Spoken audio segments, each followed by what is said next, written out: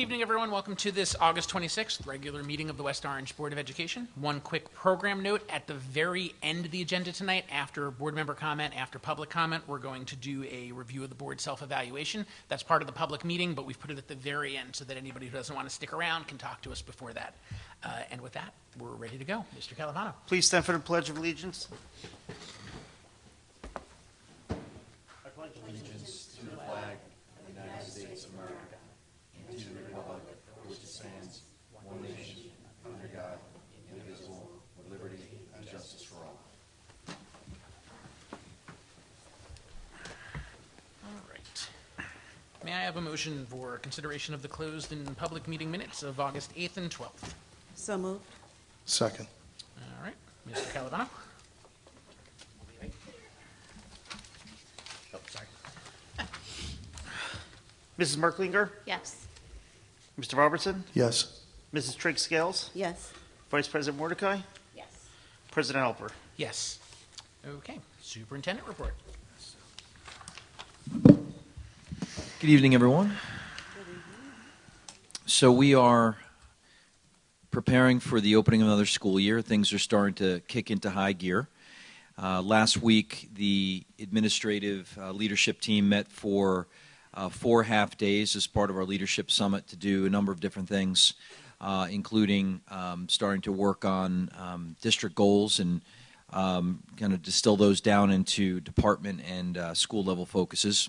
It was a great week for our team and coming together and just kind of committing to another productive year.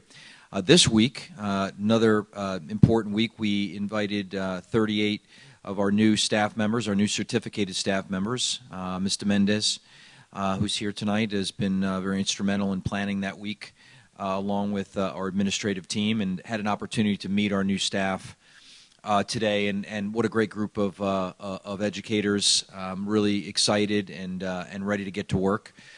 And as we start to look towards, receiving students, just kind of some important reminders, not in any particular order of importance, but our bus passes were mailed out on Friday, along with letters from transportation regarding some adjustments that have been made to routes and to route names. There will no longer be bus numbers, but rather route names.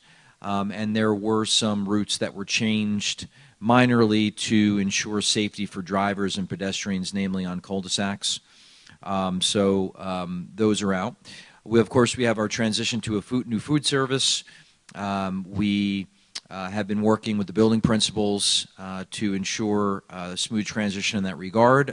Since all of the staff members who were staffing Mascios are staff members we previously had, we're not expecting any challenges with that, though there will be information posted on the website tomorrow regarding menus and letters that go home to students on day one. Additionally, some reminders will go home to parents by email just in terms of putting money on cards and things of that nature so that students are prepared to go in the event that they were looking to buy lunch on the first day.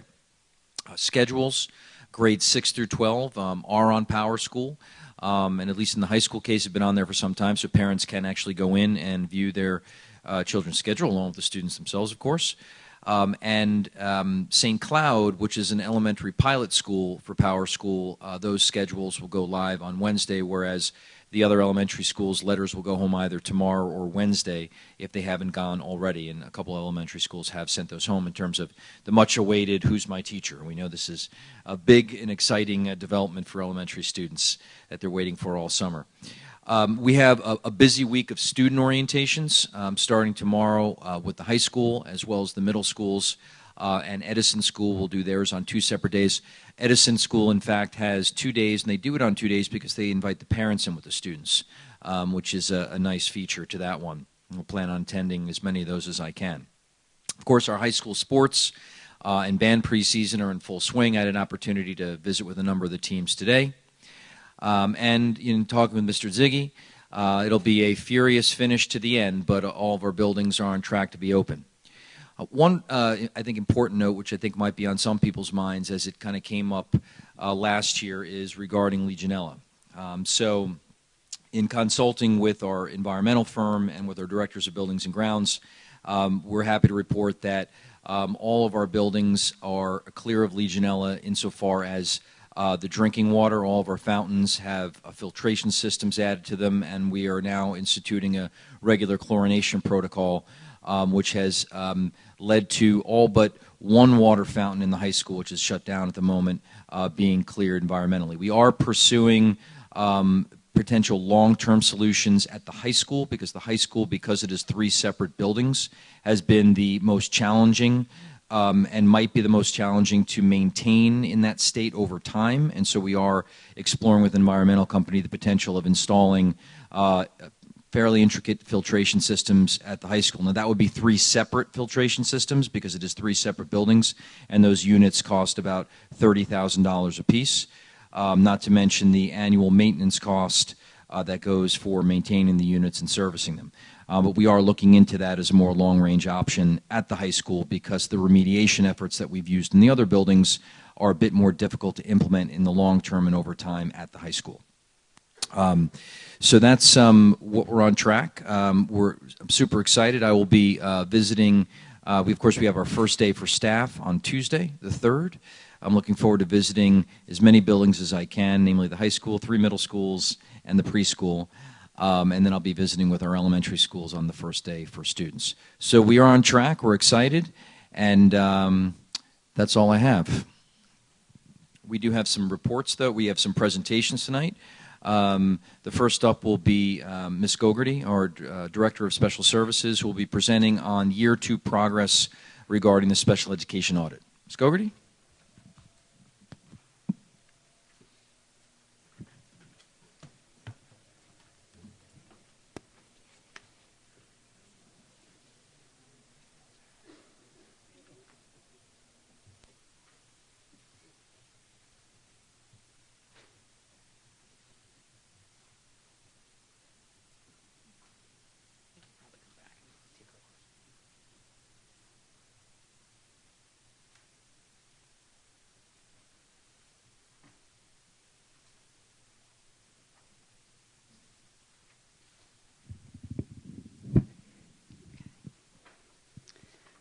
Good evening, everyone. As shared, this presentation is going to focus on an update with regards to the Special Education Audit Action Plan. To provide some brief background information, the initial Special Ed Audit Plan was developed and presented to the Board of Education in January of 2018. The action plan was created based on feedback and recommendations that were given to us by an independent audit firm. In December of 2018, I presented a mid-year update with relation to the Year 2 activities. So the focus of this presentation is going to be provide an end-of-year update to the Year 2 activities within the audit plan. So I am happy to share that we have made progress throughout the year, and I'm excited to share the update with you this evening. Goal 1 looks at the instructional program, which is to enhance instructional programs and resources to meet the individualized needs of special education students in pre-K to 12. The first objective really focuses on the self-contained autism program in the district and looking at researching effective instructional programs and assessment practices. So as previously shared in December, the teachers of students with autism had the opportunity to visit other public school districts as well as out-of-district placements to look at the programs. The teachers had a consistent evaluation tool that they utilized to collect that data. In February, Mrs. Ribeiro, who is the supervisor of special services, grades 6 to 12, met with the teachers and they looked at the evaluation instrument and they compiled the feedback. So the teachers would like to explore the use of the Rethink computer program during the 1920 school year. So this isn't a curriculum, but it's a program that we can pull different materials from. So we are going to be looking into that moving into this year. Additionally, the teachers would like to explore the use of formative assessments during the upcoming school year. The preschool teachers are looking at the VB map, while the elementary teachers are looking at the ABLES and the secondary, the AFLs. And that will help us to baseline the students as well as inform instruction. Additional activities within this objective are to expand community-based experiences and develop a comprehensive transition framework. So when we look at community-based experiences, our secondary students really are going out. They're out in the community, they're taking daily trips as part of their instructional program. So we're looking to really bring this down with a focus at the elementary level. So we asked the teachers at the preschool and elementary level to identify 2 to 3 locations that they could take the students to this year. They did develop a list, and we will be looking to have them go out into the community as part of their instructional program moving into the 1920 school year. We established a transition framework, so board members, you do have a copy of that. We tried to create a level of consistency across levels to make sure that the teachers and the students were engaging in similar transitional activities. So that's certainly a work in progress. As a matter of fact, I talked to a teacher about 2 weeks ago who said, I'm thinking this is another component we should add, so we will look to, better the activities that we already outlined that were completed this year. Develop a comprehensive curriculum. So this is something that we're really going to focus on moving into next year. The goal next year is to have teachers begin the curriculum development process specifically for ELA in kindergarten to grade 2 as well as grade 6 to 8. So what that will look like is the teachers are going to take the grade level curriculum, align it to the DLM essential elements, look at performance-based assessments that are appropriate for the functional level of the students, as well as look at supplemental materials for instructing the students at their functional level. The second objective focuses on our self-contained intellectual disabilities program. So similar to the previous objective, the teachers of students with intellectual disabilities went out into the community. They went to public school districts as well as out-of-district placements. They had an evaluation tool as well. So we wanted them to collect similar information, looking at the instructional program, assessment, transitional activities, as well as community-based experiences. Ms. Dees, who's the pre-K to grade 5 special services supervisors, facilitated a meeting with the teachers in February to really look at some of the feedback. Interesting, when the teachers were observing and they analyzed all of the data, they found that similar to what we're doing in the district is the other schools and other placements are also using teacher-made assessments. So I'm going to share a little bit more when we get into the curriculum writing process, but the teachers are looking to integrate performance-based assessments within the curriculum at the end of each unit of study. The teachers of students with intellectual disabilities also identified community-based instructional trips for the students to take, and we are looking to have the students go out into the community 2 to 3 times during the 1920 school year to a location as identified by the teacher that kind of correlates with their instructional program. And similar to the previous objective as well, the transition framework, we developed a transition framework in place, so we had a level of consistency across the district where the teachers could have some vertical articulation during a transitional year, as well as having students visit the programs. In terms of the comprehensive curriculum for the intellectual disabilities program, I am excited to share that our 2 self-contained teachers of students with intellectual disabilities at the middle school level have completed the ELA curriculum for grades 6, 7, and 8. We are moving into next year to begin the K to 5 as well as the grades 9 to 12. The third objective under Goal 1 is to evaluate district programs, instructional practices, resources, and the professional development structure to ensure the needs of all students are being met. So when we look at the first activity here, it's to develop a framework for the delivery of Orton Gillingham reading instruction. Myself and Ms. Veneziano met with the teachers in April, and we really wanted to create a level of consistency. So how are we identifying students? What assessment measures are being utilized? If it's deemed that a student does require a level of multisensory reading intervention, how are we monitoring their progress and determining criteria to indicate that they no longer need that level of intervention? Additionally, the teachers who are certified in Orton Gillingham they developed a presentation which was given to the building administrators at our leadership summit last week. And I've asked the teachers to work with their building principals so they can also turnkey that presentation to the staff in their building to really create a level of understanding of, what type of struggling reader does the multisensory reading intervention target. Identify a child study team evaluation model. This was completed at the end of last year. So this past year, the child study team, related service providers, our district BCBAs, were evaluated using the Danielson model. There are specific rubrics that have been developed for each discipline, so it's very applicable to what their roles and responsibilities are on a daily basis.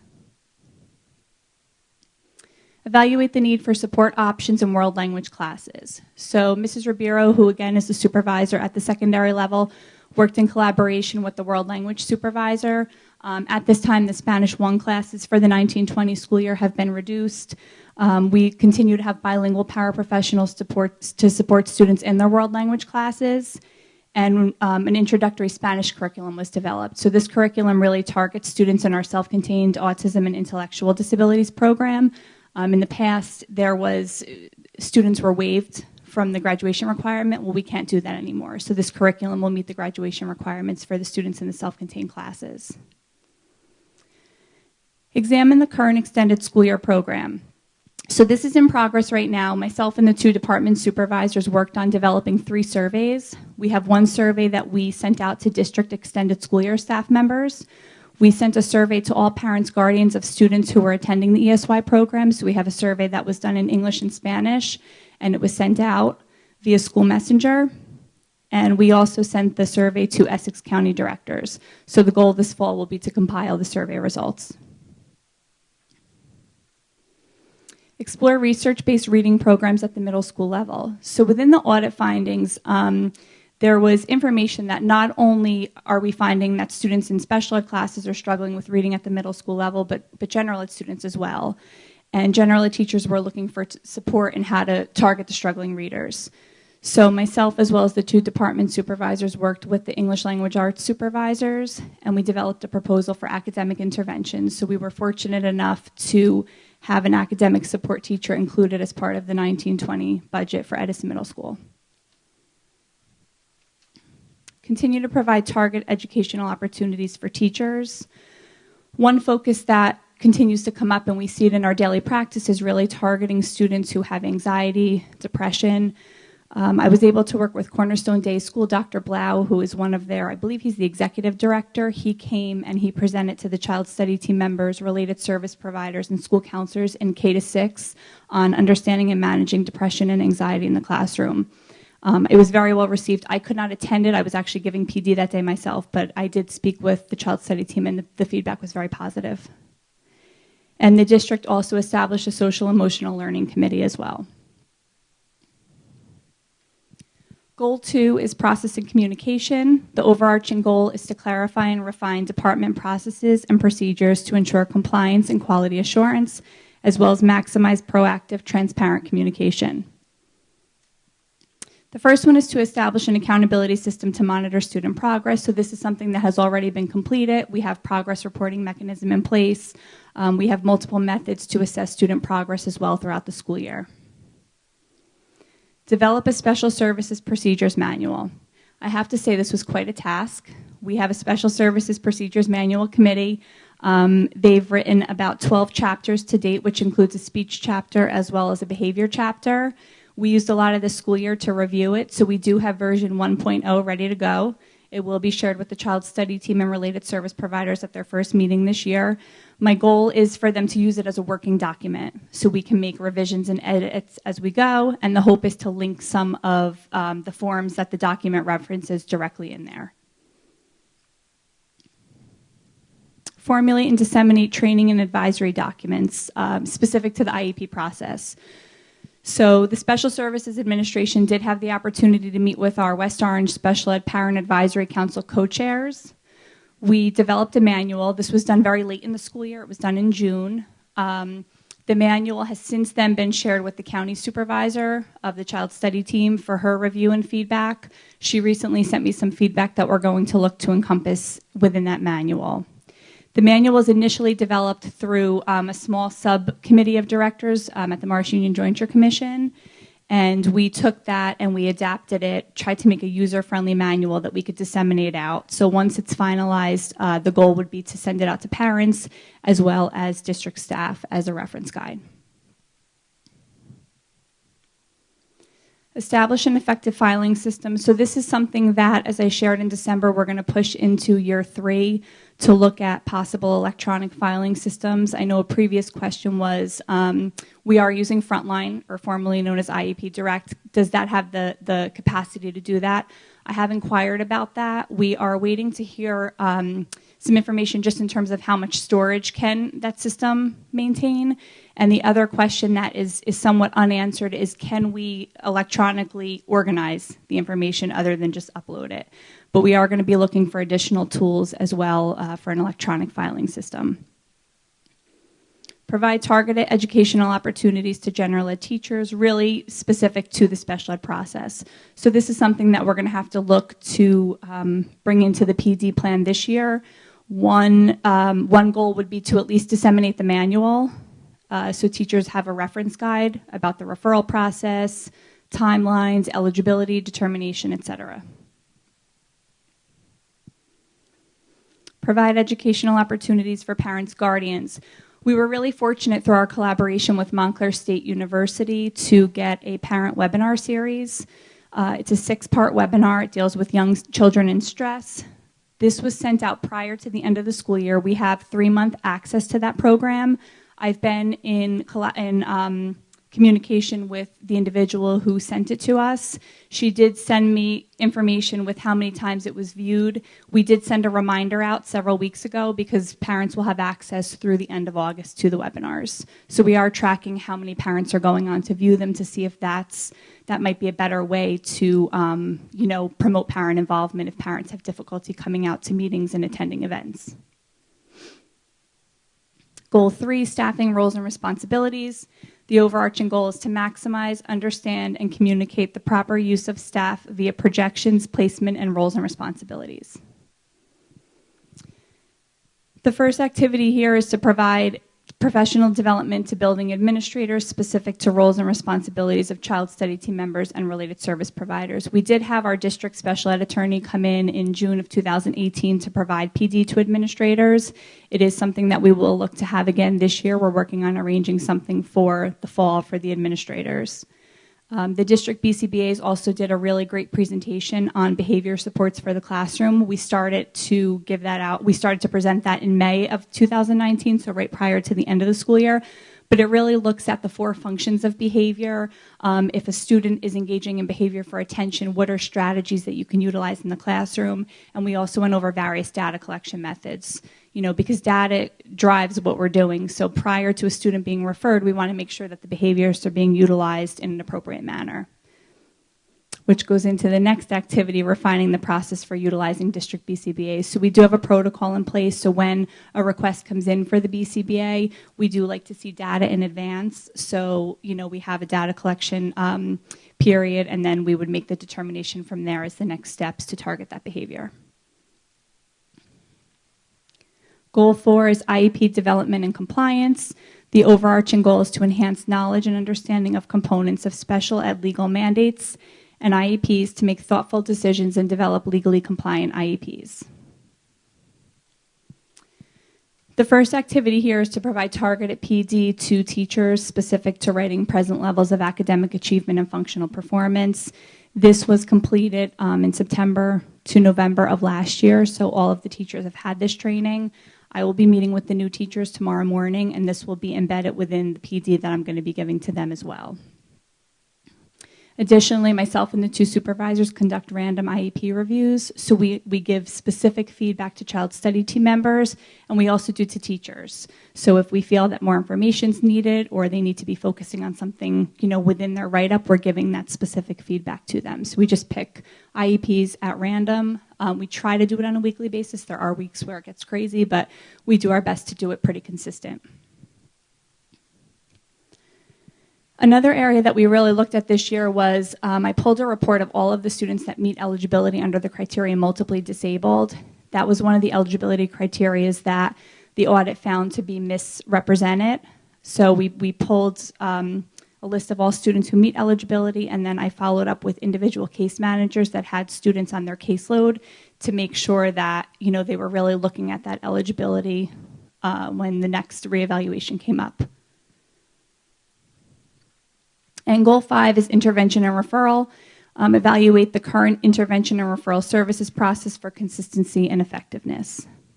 So as previously shared, building leaders and district leaders did share interventions that are being utilized across the district. This definitely continues to be a work in progress. there were several district leaders who did look at an electronic platform. We thought at the conclusion of viewing that platform that we weren't there yet, that we really needed to look at the various interventions at each level before we moved to a platform. So that's where we're at now. And that concludes the presentation.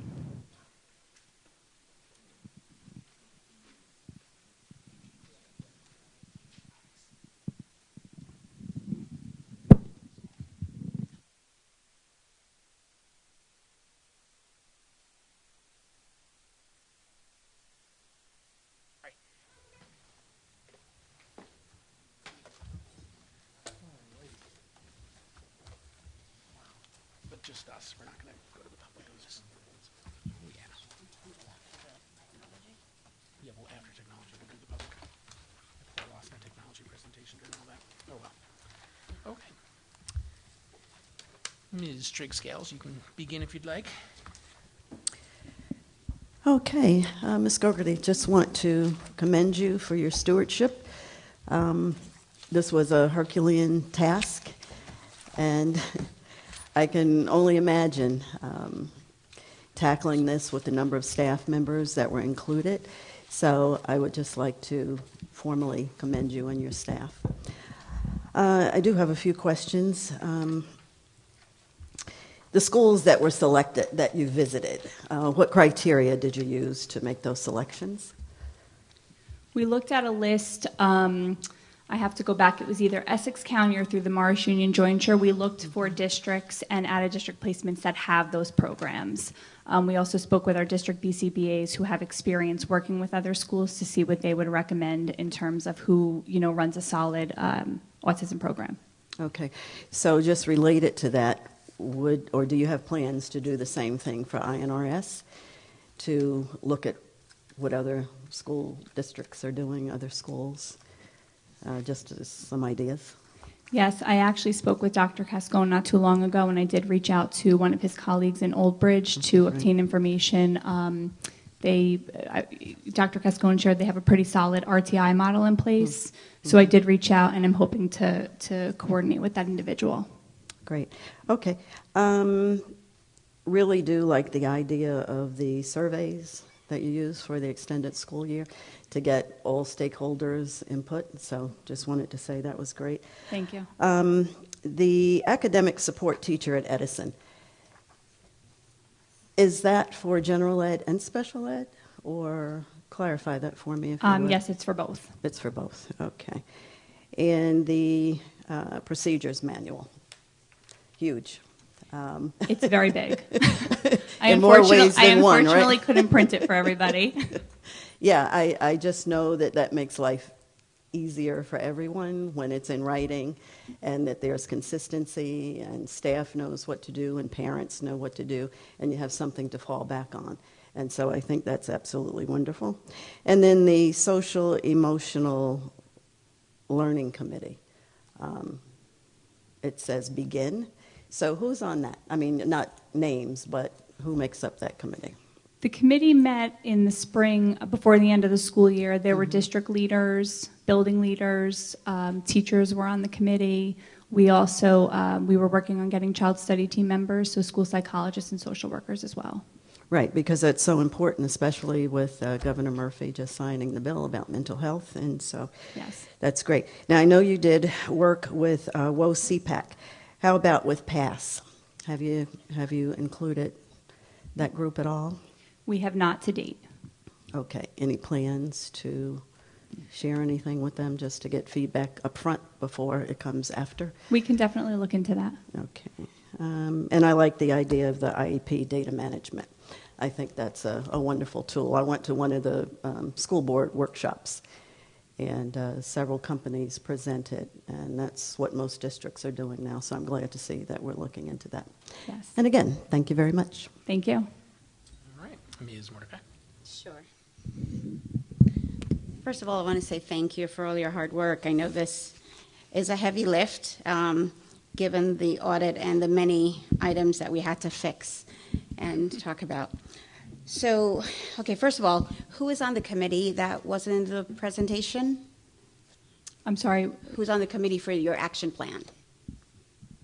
For the special ed audit action plan? For the action plan that you're working on, this is year 2? This Is is, it we all- just, is we it all just your finished year 2. administrators? Yes, Mrs. Ribeiro, Miss Dees. The three of us really spearheaded, and then, we work out from there. Okay, and no spec ed teachers? No. Just the no. administration? Yes. Okay. We bring the teachers in to look at the major activities. So within the self-contained autism program, ID program, we have the teachers coming in, to write curriculum, to do the program visits, but we're arranging everything. Okay. I know we've had IEP director in the past, and you said you're now going to frontline. It's actually the same IEP They just direct. changed names. Yes, Okay. they fall under frontline. Okay, the name changed. What else? You said you collaborated with CPAC on this, and thank you, Ms. Scales, for mentioning PASS, because they are definitely a resource. As a founding member of PASS myself, that's definitely a group you should reach out to. The user manual, I was under the clear impression last year that we were going to have 2 manuals, one for the staff and admin to get into the weeds, and one just for the parents with not so much legal, acronyms and maybe a glossary at the back to explain to parents what a PLEP is, Right. what an LRE is, and all these other acronyms that parents may not be familiar with, particularly new parents whose kids are just classified. Right. The manual, so as I shared, it was developed by the Morris Union Jointure Commission. It was developed by a small subcommittee of directors. They then send out the manual to districts to utilize. When we looked at the manual, it really goes through the whole process. So there's some visuals in there in terms of a flow chart starting from the INRS process and then what, can happen from there. And then it goes through a narrative about each, the referral process, determination, eligibility. There's a frequently asked questions section. There's a glossary. There's a whole acronym page. So that document really could be utilized with staff and parents. We might have to adapt it a little bit before we send it out to the staff, but it is a very user-friendly document that could be utilized For both. with both. Yes. Okay. Another thing we talked about last year for the year 1 progress was having a cheat sheet, for lack of a better phrase, for the gen ed teachers in the classroom who can't go through a 40-page manual quickly to say, I need to identify this kid, something's going on, instead of wading through the 40 pages. I'll make a note of that so we can look at something and add that in the manual just as a section of it for them to reference. Okay. So that they know who to reference to the INRS versus Yes. just, as you Yes, said and before. the flow chart in there is pretty good too, that they can just kind of follow through the whole process. It kind of, guides them So maybe in the different flow directions. chart should be page 1 for the gen ed teachers. Okay. Okay. The multiply disabled kids, are those the IEPs that you looked at? Was that ESL and IEP or something else? Because I know last year that's one of the things that was identified in the audit, that some of our ESL kids were classified as opposed to ESL only. Well, we pulled all of the students in the district who met eligibility under that criteria. So then I contacted each case manager who had a student on their caseload, and we talked about how the student met eligibility. Some students were already found eligible under that criteria before we had the PD with the attorney after the audit. But we did, we looked at everything, and I contacted each case manager to discuss how the student met eligibility. Okay, I'm glad to see that you're doing the random IEP reviews, and glad to hear that you had the PD with the board attorney. I had asked, I think last week of Dr. Cascone, when the board attorney comes to do PD for the staff, for the administration, they really should be doing PD as well for the staff, for the spec ed staff, because those are the boots on the ground. So, as opposed to so that the attorney can clarify for them at what point do you go through due process and things like that. Just get into the weeds for them, because we're not attorneys, and they, that's their specialty, spec ed attorneys. Absolutely. Dr. Cascone actually shared the information, and I've been in communication with the attorney, so we're working on setting something up. Okay, great. And let's see. I'm glad to hear about the Social and Emotional Committee and that work that's getting started. Mr. Alper and myself and Dr. Cascone had met with a group that hopefully we'll be looking at later in the year through St. Elizabeth College. So hopefully that will come to fruition. Going back to the RTI again, I know I mention this every year. A few years ago, the board approved $700,000 for RTI. And every time I hear the word RTI, it's like, where did that money go? What happened? Because we had RTI at $700,000. Wasn't under your watch, though, but. Right. I can't speak directly to that, but I can say that we have a lot of interventions and programs in the district, and I think we have to just look at what we have and really establish an actual model, and that's what we're looking to do. Okay. Ms. Mordecai, could you just clarify perhaps what the $700,000 went to fund? That's my question. Okay. We approved, at the time, it was, Ms. Alambino was in charge at that time, and she did a presentation at Liberty School, $700,000, rah-rah. We approved it. Our spec ed kids, we need them. Kids come first. Okay. And Yeah. I'm not sure, to be honest with you. Yeah, so... And I've asked before. Okay, we can definitely look into that. I think one of the things, just if I may, Ms. Gogarty, to understand about RTI is that RTI is a regular education program, principally. It's in essence a precursor to the special education referral process. In my previous district, we had a really robust K-8 RTI program. And what we saw over the course of 4 or 5 years of implementation of that program on the elementary level is that our special education referrals were cut in half. Our declassifications went up. Why? Because parents felt comfortable that there was a step down from special services where they would be adequately serviced, right? So an RTI program is really a program that can potentially prevent unnecessary special education classifications, right?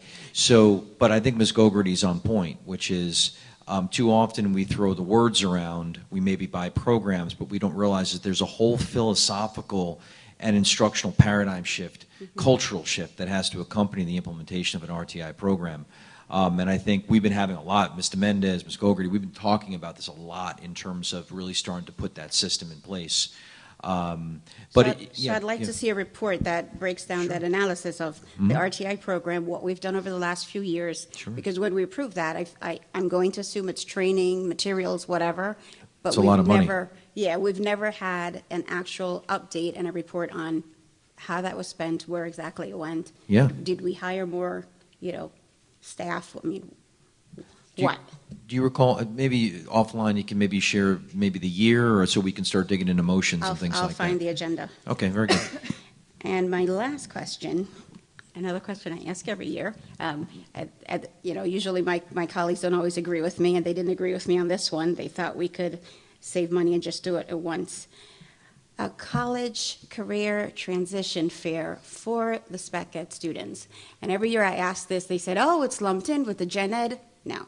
If you have spec ed students who have multisensory issues, they cannot be in the Tarnoff cafeteria with 500 other kids trying to figure out which college to go to, and we should never make the assumption that a spec ed kid is not going to college. So there should be a separate college and career transition fair for our seniors who are planning and our juniors who are planning, whether they're going to Caldwell College or Centenary. I know there's quite a few colleges now that are really focused on spec ed students. And in fact, Fairleigh Dickinson became the regional center for spec ed students a few years ago. And the fair that I went to when my second son graduated, I had to go all the way to Pequannock Valley. I couldn't even spell it, let alone find it. But they had so many colleges there, Lycoming from Pennsylvania, Penn State has a mission college in Williamsport, and they have everything. They have the Dragon software, they have Carbon, they have note-taking, they have all kinds of buddy systems to make sure that that child is supported and is successful. And I'd like to see that happen. When we get Rutgers or some other college come in, whoever the rep is that they send has a one-page flyer, and they have no clue what the spec ed offerings are at the school. So I'd like to see a more targeted transition college and career fair for our spec ed population. They are 20% of our student body. So it's something I would like looked at. again, I'm requesting. No, I think it's important, and I made a note to look into that. Thank you. You're And welcome. by the way, what is her name? Jody Goldstein. Jody Yes. Goldstein is amazing at that because she's the one who helped me. Right. So it would be great. So Okay. Thank you. Thank you for all your hard work. Thank you. Is it on? Yeah. I would just qualify. I agree. I would qualify those the commentary just slightly, which is if we could find a way to modify the environment and the offerings whereby those students could still be part of the same event, but in a format that was conducive for them. I think that the students and probably the parents would appreciate that it was not kind of a Separate. but included, but modified so that it can be constructive for them.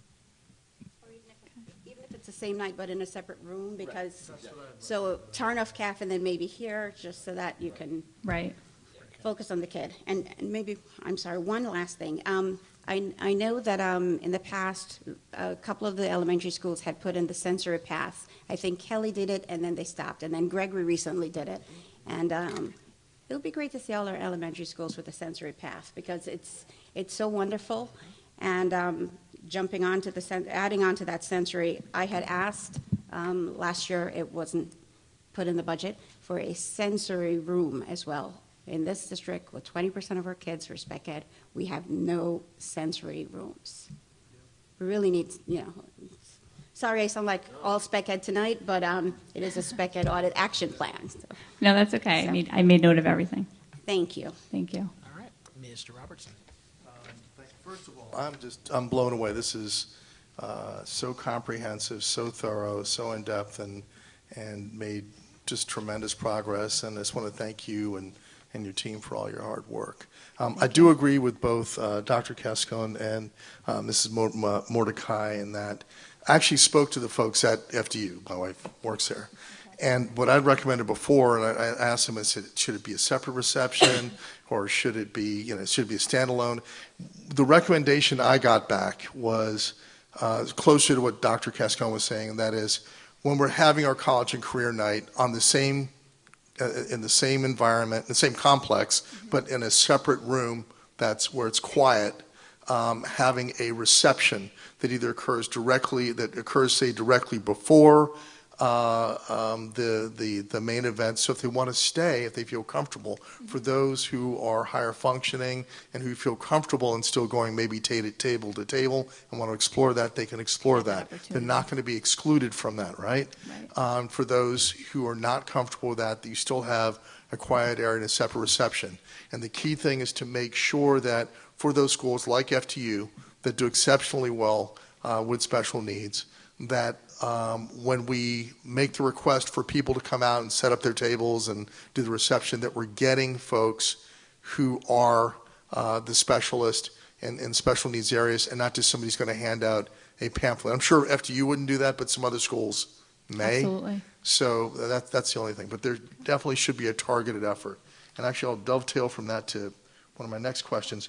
Looking at what some of the companies like Microsoft are doing in terms of hiring truly gifted and talented autistic adults who are, fantastic in math or in computer science and code. Have we considered any sort of early career development or exploration available with maybe a greater emphasis? Because often a coder can be in a more quiet environment, can be working from a cubicle or a room or someplace that's more conducive to what they need while still producing great work. And they could work from some major corporations who are now doing that. And maybe that's even a partnership opportunity. But are we doing any sort of early career exploration and exposure? And what are your thoughts along those lines? So I think Jody Goldstein, who's the transition coordinator at the high school, does do a lot of that work. So she does meet with students. They do interest inventories. They look at, what students, what strengths they possess, what areas do they need to improve upon, what might they be interested post-secondary, and she does, set them up with different opportunities to, engage in whether it's pre-employment, job training, things like that, to prepare them for what's after high school. I'm not just talking at that point. I'm talking elementary middle school. A child who may be nonverbal may still be able to, in a computer environment, find a way to communicate that's comfortable and that can also be connected to a career. So I'm saying early career development. I know Ms. Goldstein does an incredible job and at the at the high school level and transition 1821 and beyond. But early career development to explore that, since right now actually we're starting to introduce code earlier for Right. gen ed. I think that's a career opportunity and something to explore for spec ed. Just like Deb Cohen had taken an engineering curriculum and adapted it for spec ed. I think it was a K5 or 6-8, I forget. But I'm just saying that's something to Right. explore. If that's a potential end result, let's introduce it earlier on and explore it. For a kid being able to type in something and see, oh, gee, that moves, that's animated, or I can make something, that could be the coolest experience in the world. It may open up a new world for them, artistically or otherwise. I mean, it's a great point, and it's something I spoke about in some of my interviews and some of my public sessions is early career college and career exploration and readiness is not something we do a very good job of, period. Whether it's, and that's not just West Orange, I think That's in general, yeah. that's profession-wide. So, one of the things that we're going to kind of work at is what is a really a K-12 college and career exploration and readiness sequence look like? I've never really seen one, and so I think that's something where just in general, so we have fewer kids that get to that decision point in college and I have no idea, right? That's what we want to work. We don't want that to be the takeaway when they get to 10th grade and they literally don't have an idea of where they're going, what they're going to do. And I think that starts with this, whether it's special ed or regular education students, providing more opportunities, articulated opportunities, starting early and working up so that they are more self-aware from a career standpoint. So Right. you raised a great point. Thank you. And there's another area that coincides with that too. I found in Girl Scouts and Boy Scouts, when we're working with tools, a child who's autistic, I've worked with kids who are autistic, kids who had ADHD. Working with tools was an area often where the child was not only comfortable but found great gratification Right. and being able to see kind of an end result of, gee, I just built this, or I can work with somebody else in building something, and it became a comfortable opportunity for social interaction as well.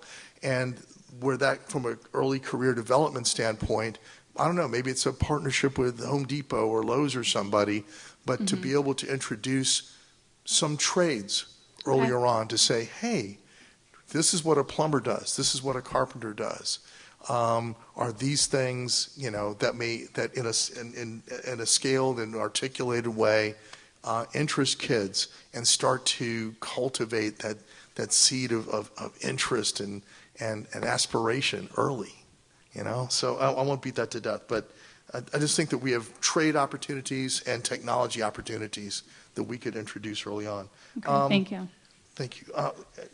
In terms of, I'm so happy to see what you're doing with mental health and anxiety and depression and starting with elementary school and middle school, because we know that it's manifesting, whether it's manifesting earlier or we're detecting it earlier or a combination of both.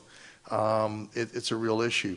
Has there been any interdisciplinary type of work or exploration along with PE and health to help kids develop mental health awareness?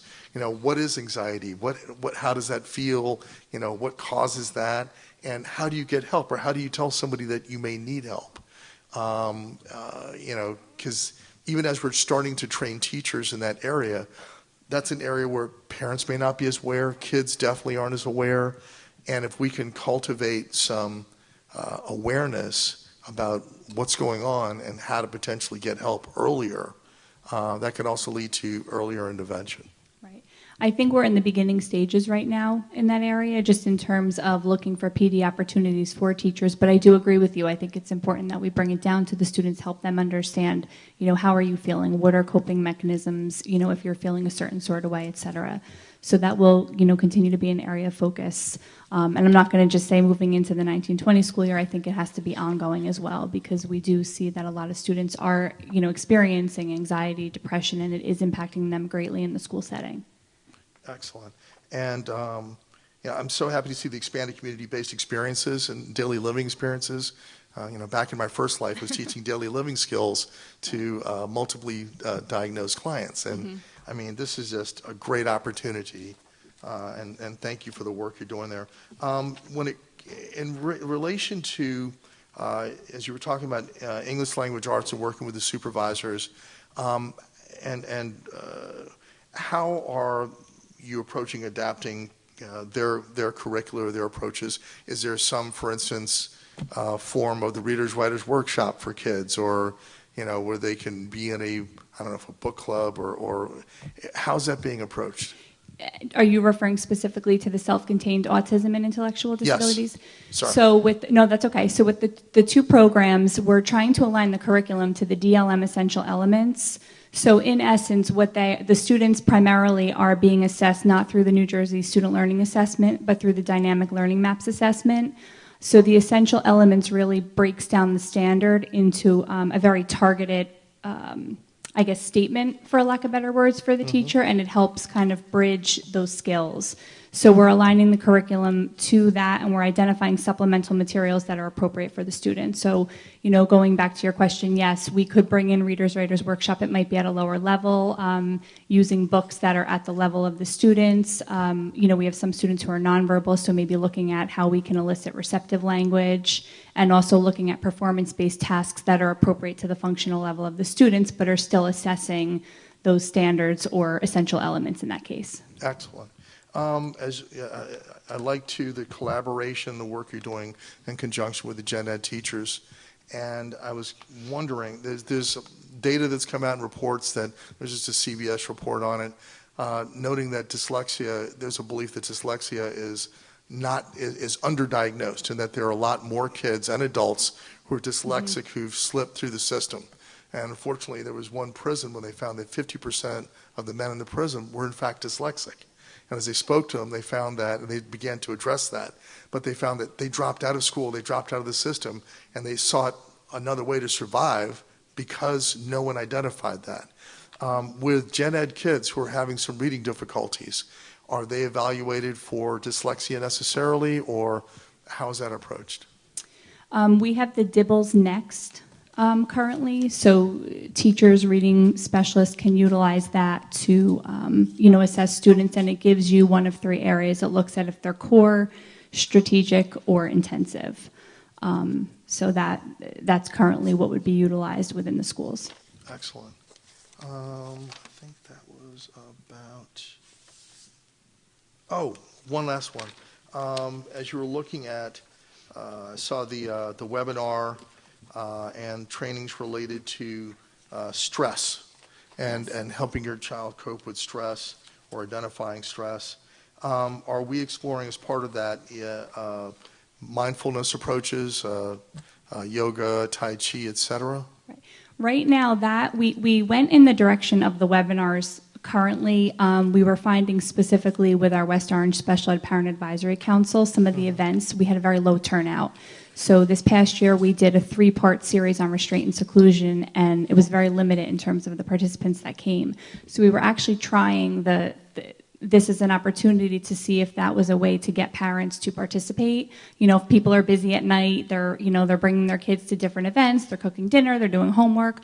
So we thought that would give them an opportunity. So that was just preliminary to see if we can get the participation. So the individual that I'm working with at Montclair State is going to be sending me that. So certainly I'll make a note of the mindfulness and we can consider that. But we want to look at the turnout first to see if the webinar is a good approach to elicit involvement. That would be great, because the one thing with the mindfulness, you can engage the parent and child in it, and it helps to give the parent, because even as we did a school boards training with that, it helped to really bring it home as to, okay, we're going to have this moment where we're going to go through this exercise. Right. It helps to make it more tangible and real for the parents to understand as well. Absolutely. But thank you so much for all your wonderful work. No problem. Thank you. Ms. Merklinger. So I just want to commend you. This is a great work. Clearly you are the expert. So I have a lot of confidence in this, and I look forward to hearing a lot of the outcomes as we move forward through it. I think you. we have it in good hands. So great job Thank you. to you and the team. Thank you. Just two things for me.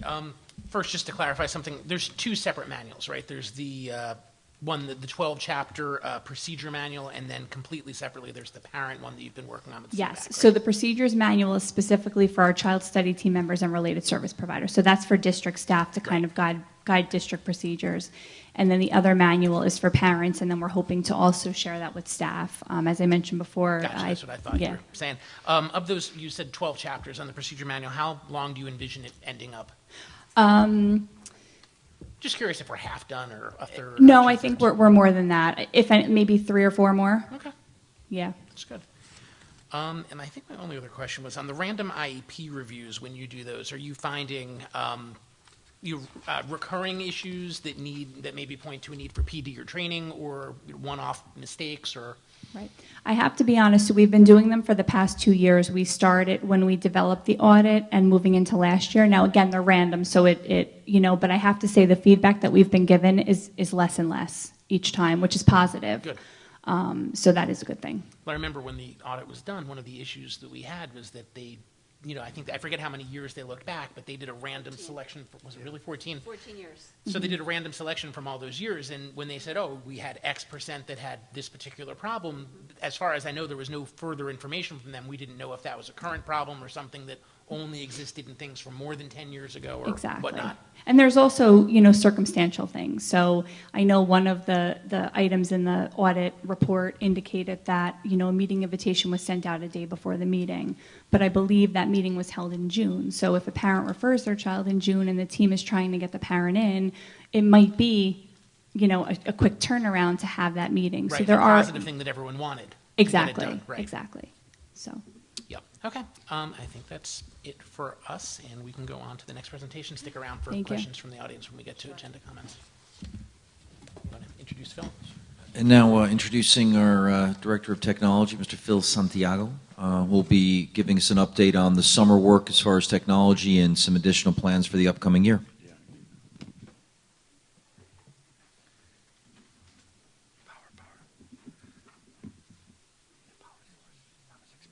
It's just.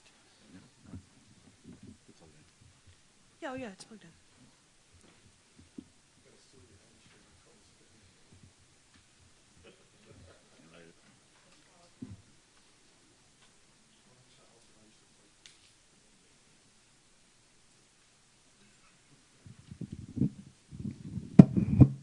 Good evening. I will be giving you a brief summary of the projects we've been working on this summer, which is tied to our budget that we had last year and was approved in May.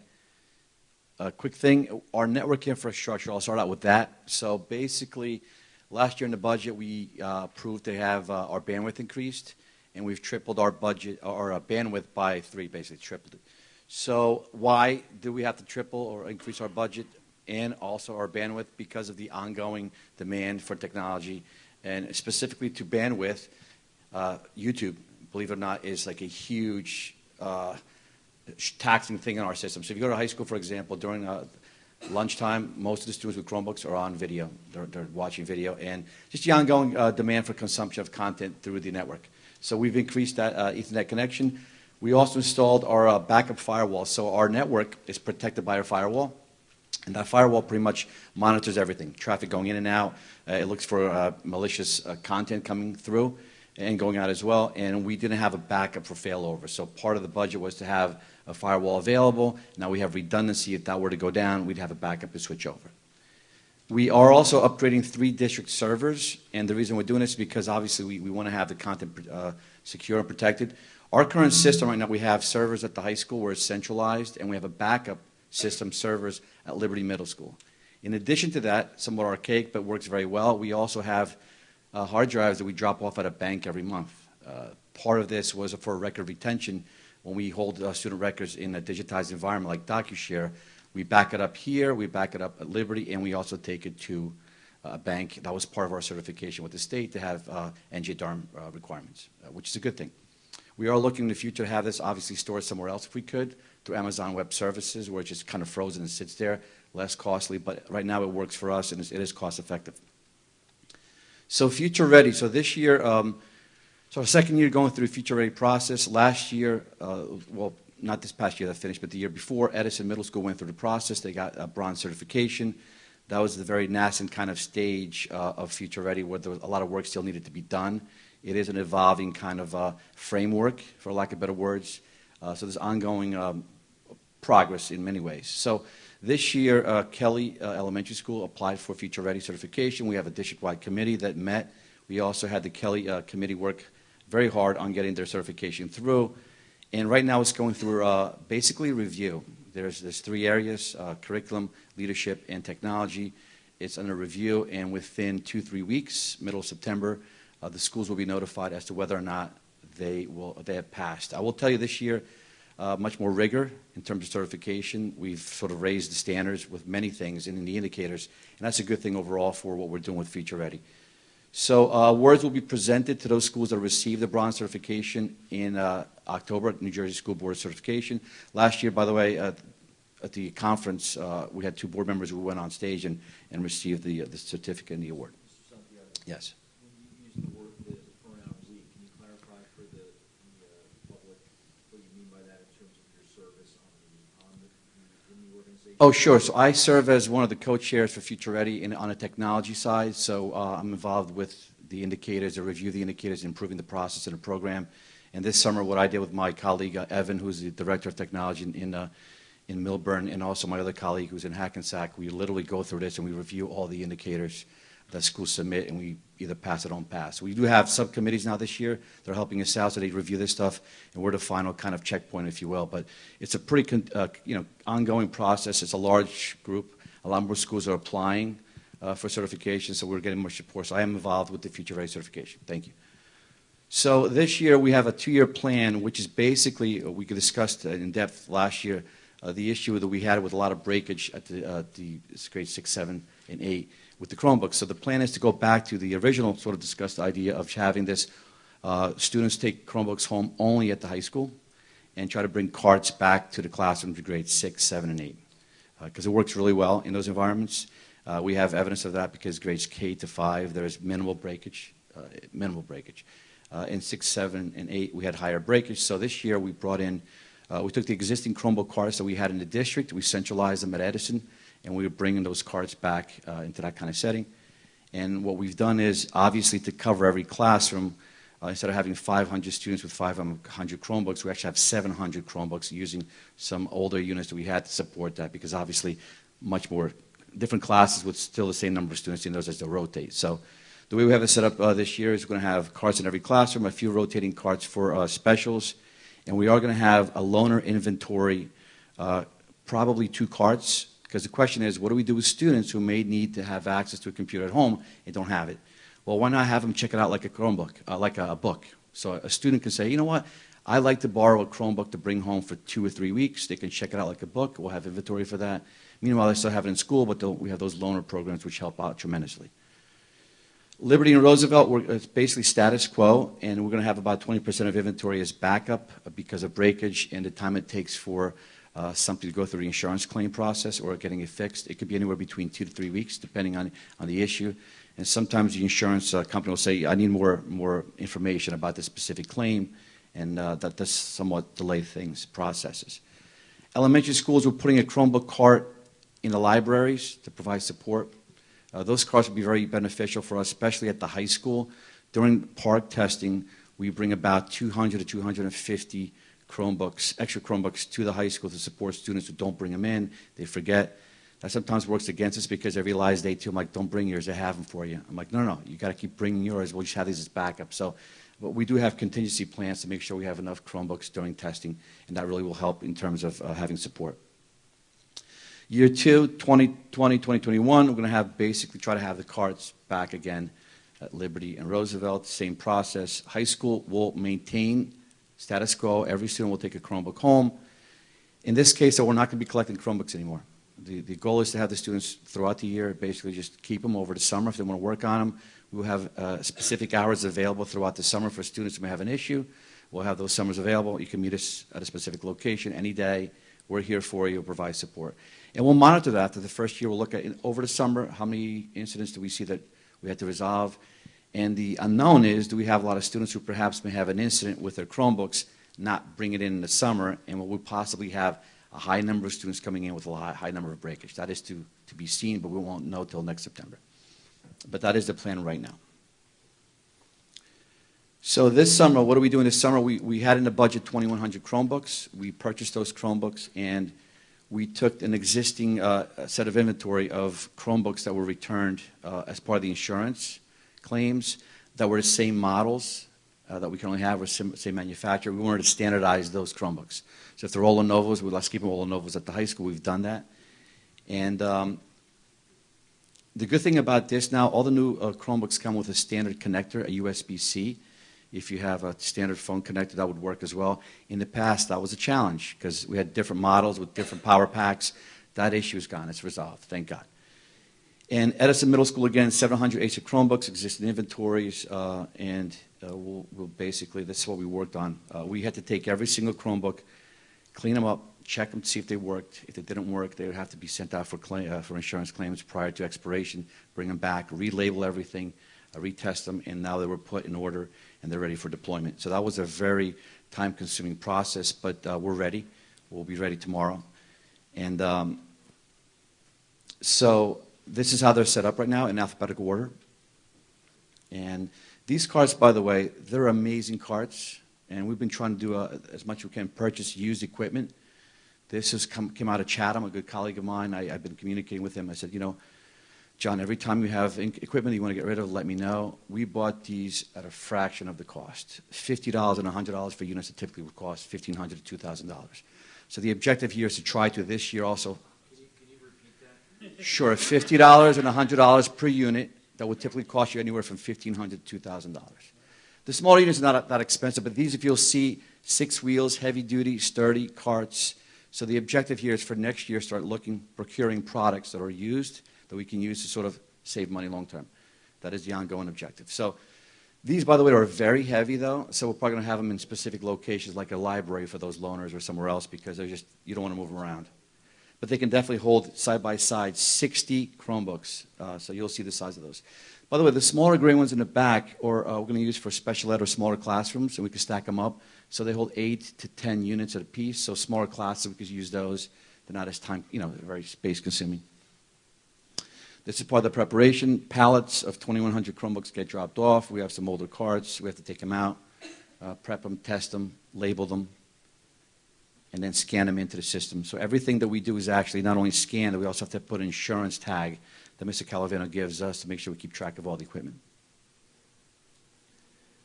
So tomorrow, we'll begin our freshman orientation. We'll be available in the old gym, and we'll have students come through. We'll provide those Chromebooks to them. We've asked athletics as well as the band to come in during their break or at the end. We'll give them out to students prior to school starting, and it will be here from the 27th through the 29th. And the actual day we officially give out to everybody will be September 4th and 5th during gym time. That's worked out really well. Roosevelt and Liberty will be Friday, September 6th. This works out really well. We organize the Chromebooks by period. So period 1, every teacher will have the Chromebooks in a nice order, and the students will bring in the forms. The teacher gives the students the Chromebooks, and we're good to go. They check off on it. And this is what it looks like typically when we collect the Chromebooks, all organized into rows by alphabetical order. All the Chromebooks are pretty much numerical and alphabetical. And it's a lot, but we got it done. So right now, desktops. Currently, we have new desktops that we're preparing to bring in and deploy for the computer labs. 3 for the business ed department, that was in the budget. 1 for the tech ed lab. 1 for math department, which is room 1154. And the desktops replaced with these new units will be used in other computer labs that have obsolete computers. So we have about over 800 computers that are literally obsolete. They're 9 to 10 years old. That's atypical to have inventory that old. We've made it work, but it comes at a cost. Every year we say, can you cut this?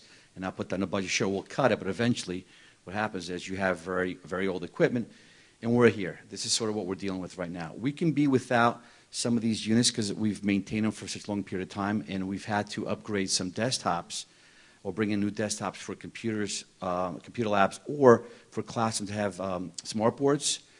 So we've kept both. But as we get rid of these older units, we'll still be okay with those actual desktops tied to the smart boards.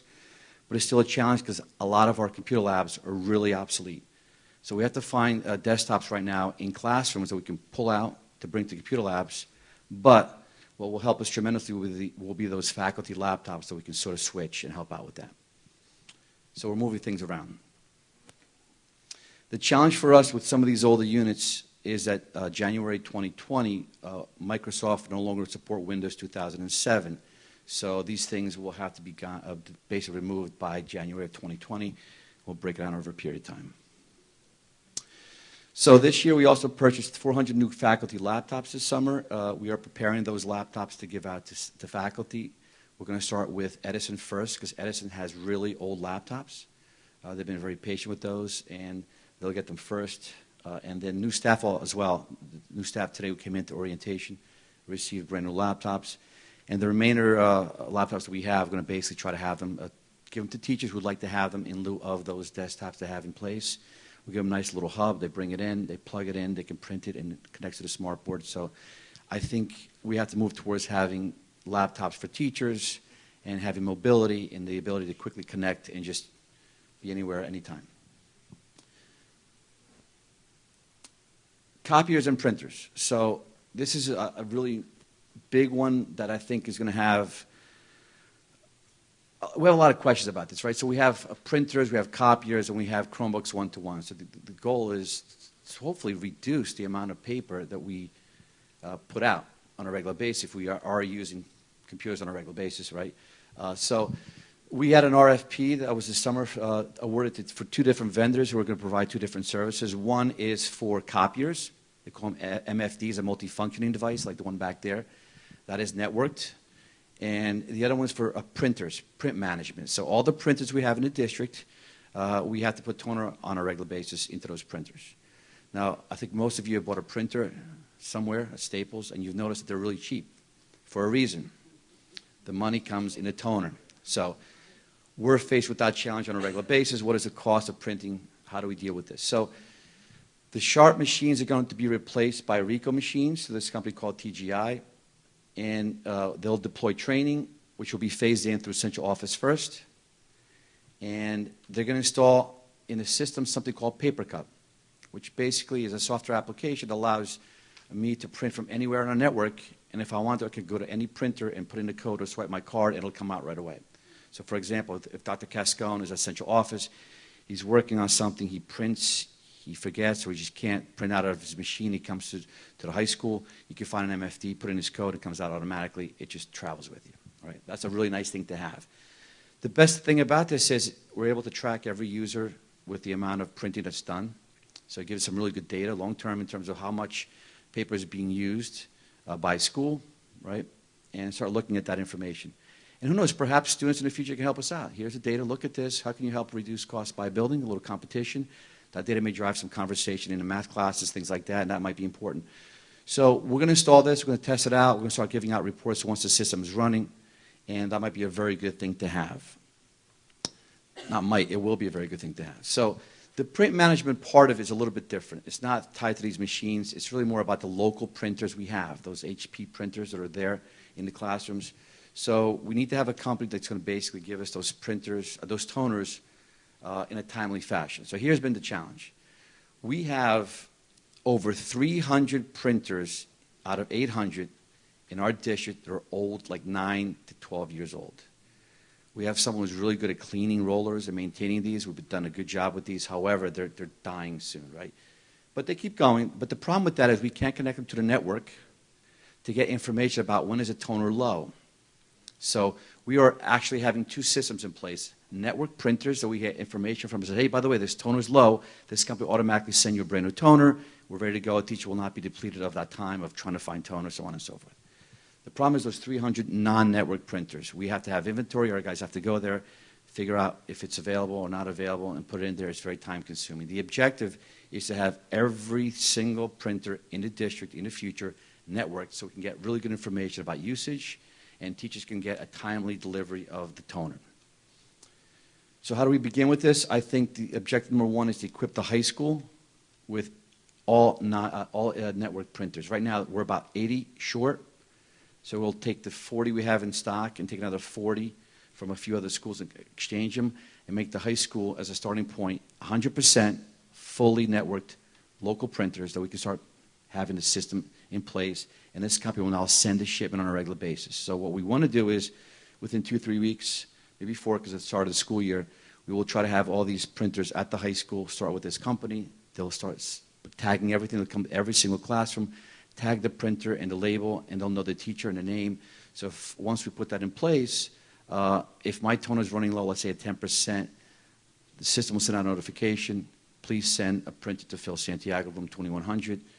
It'll automatically come to me in the mail here at central office, or I should say at the high school, and we'll have to figure out how would we do that. How do we handle internally how those things get delivered to the classroom.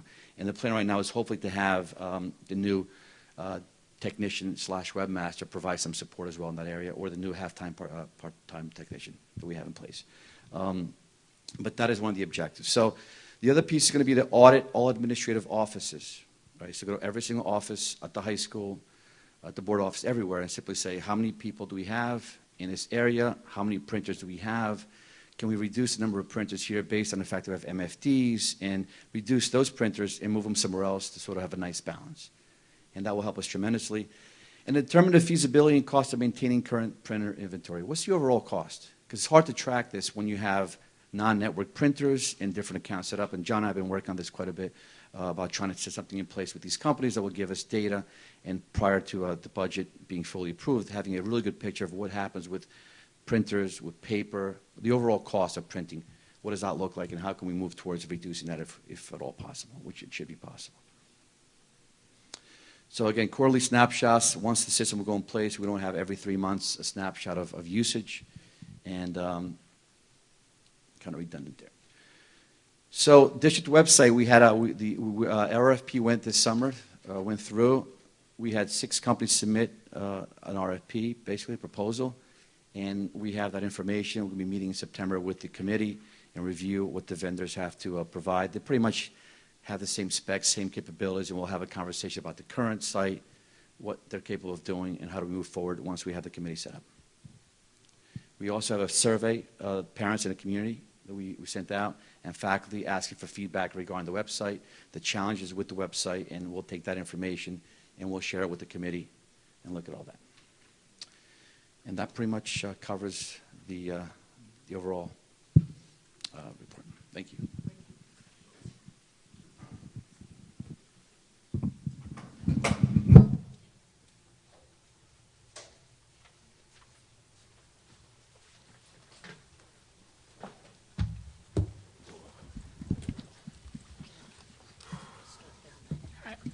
Ms. Merklinger, we're going to start on your end. We're going to mix it up. Ms. Merklinger, you can start when you're ready. Caught us off guard. I know. I was thinking of doing it anyway. Okay. That was great. Thank you for the update, Phil. I guess one of the questions I had, just maybe for the folks that are not as tech savvy, is if you could explain maybe what Future Ready incorporates or encompasses. Sure. So it's a framework of standards, indicators that basically say to be future ready, a school should have these specific things in 3 different areas. One is leadership. So I'll give you an example of a leadership indicator. Social media in marketing, right? Branding, as an example. Does the school have a branding program in place?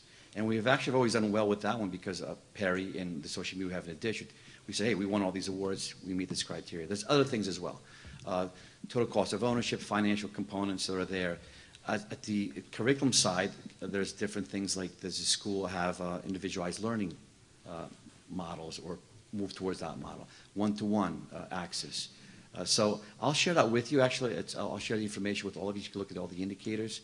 It's a nice framework, but I think one of the issues, by the way, I will say with the future ready indicators is they're supposed to be a place you start asking questions about where you are, where you want to go, and how do you get there without rushing to it. I think part of the challenge has always been people like often certificates and awards. And this is not about certificates and awards, not bronze, not silver, not gold. This is about having a reflective point in time when you sit down and say, hey, these are really good indicators and standards. Where are we with these, and how do we prioritize by area and how do we fiscally allot money in different areas to sort of meet those goals and objectives. There's also a technology component that addresses, for example, you have the bandwidth to support technology, so that's the criteria, right? One of the things that we discussed last year as part of the committee was that the previous year there was no specific indicators or prerequisites. So, for example, do you have a policy on certain things? So you have a data and privacy policy. So we didn't have one. We developed one, and now we have one. Ironically enough, going through this review process, a lot of districts still don't have that, and that I think will just help other districts sort of move in that direction. We're not on top, but we're simply trying to address things that are really critical in that regard. So looking at cost, looking at support staff, do you have support staff like technology integration specialists or technicians to support the endeavors and those initiatives? Those are all parts of the Future Ready framework. It's a lot to cover, but I'll share with you, take a look at it. I think you might be impressed about what they're asking people to look at and reflect. Yeah. I know in my office that we've moved to the printers where you have to swipe. So I'm surprised that we haven't done that already, just from a environmental standard. So it's nice to hear that we're looking to be more cost-effective and environmentally sound there. And then also, I think it's a great idea to have the carts in the libraries for students to take out like books. I think as we're moving forward with technology, that's a great resource for our students to have. So thank you. Mr. Robertson. First of all, great job, and it's been a joy working with you on the Web Development Committee. Your process, your approach, it's really been fantastic. And you have parents involved, you got staff members involved, the survey. The only thing I'd recommend with the survey is that you go into the school year, we do some alerts at the homepage. So that people are paying attention again, because some folks are still going on vacation at this point. But just fantastic job, and thank you so much for your efforts. We have some really high-level parents like Oren, who's with Audible, and just really tapped into a lot of great minds, both among staff and as well as parents. Thanks. Appreciate it. Chromebooks. Chromebooks have been a great bridge to equity for kids who didn't have an up-to-date computer at home, and the fact that we utilize browser-based, a lot of browser-based curricula and sources and stuff, that's been a great bridge to equity. It was a little painful, though, and when it came budget time. When we first approved Chromebooks in the 2015 budget and then updated for the 2016 budget, as we were looking at a 5-year plan, the original thought is that Chromebooks would last about 5 years. Now, we know that kids, beat them up just in their daily use, but we bought over 2,100 that lasted about 3 years that are budgeted for in this budget. That was like, what, about $5 million? Somewhere like that, Mr. Calavano? No, it wasn't? No. 2,100? Okay, it seemed like it was a lot of the time. They cost about $200 a unit. Okay. 200, yeah. So. All right. So still a couple $1 million out there. Okay. 400,000 approximately, right? For yeah. oh, it was only okay. For 2,000, right? Okay. Sorry. Yeah. So my question is: are Chromebooks long term? We're there right now. Are they the long term solution? The way technology evolves, it's hard to answer that question. I'm afraid to answer the question. But right now, I think they're the solution from a cost-effectiveness perspective. Someone said, "Oh, I love Macs." I'm like, "I love Macs too." But if we've got a Mac for everybody, we'd be bankrupt. So, I think looking at a Chromebook, which is $200 over, let's say, a 4-year cycle, it's 5 years extreme. But by the way, Google typically after 5 years won't even entertain you having a Chromebook Live that's been purchased 5 years ago. Let's say on the average 4 years, which is ideal, right? 4 years. Okay. You're looking at about $50 a year per student, including insurance and a license. It's pretty cost effective. There's also some hidden savings there, which is in the past we'd have to have for every Windows environment antiviral software, right? We'd pay tens of thousands of dollars for that. Browser-based. Yeah, now Google pushes out these anti-protective things. You're protected. We're not paying for anything. The updates are automatic. They're pushed out automatically. There's no more imaging. We would have technicians work over the summer re-imaging all these Windows laptops. I'm telling you, from an hourly standpoint, it's a lot of money, thousands and thousands of dollars. So when we looked at the actual Chromebook and said, wait a second, it makes complete sense when you don't have money, a lot of money, and you want to go one-to-one because of X, Y, and Z, and those are the pieces. Yeah, it's better than iPads, certainly, yeah. Yeah, I mean, iPads, LA school districts are a really good example of a complete iPad failure. Look at that history there. What happened? No, iPads were not the solution. Not the move. From a management standpoint as well. I didn't know if stuff like it bought in bulk, like the the yogas or stuff, because they're pretty decent but also pretty cheap. Not as cheap as a Chromebook, though. I don't know if you were looking at The Lenovo Yogas or the Yeah. Well, that's what we have. They're like Yogas, the Lenovos. They're similar, not the Yoga, they're a little more expensive. Yeah, because the yogas are a little bit better. Okay. My other question then is, on the flip side of that, as we're working within this Google environment that keeps things cheap for us, back in 2015, and this will actually be a curriculum question also for Dr. Cascone, back in 2015, part of the original plan was to also purchase licenses for Microsoft 365. Browser, it was all browser-based. It's a subscription-based and it's Right. browser-based. And the goal was that while our kids are working in a Google environment here, and some offices have a Google environment, 99% of colleges, if not 100%, are Microsoft. And even in the Apple world, what are you using for your office productivity? You're still fundamentally using Microsoft products. And so our kids are graduating not knowing Excel, and they go to college, and everything that's analytical, which is in almost every field now, what are they using? They're using Excel. Is there a cost-effective way for us to ensure that our kids can still get, learn Microsoft Office products, particularly Excel, but also, PowerPoint, Word, and the others in the suite?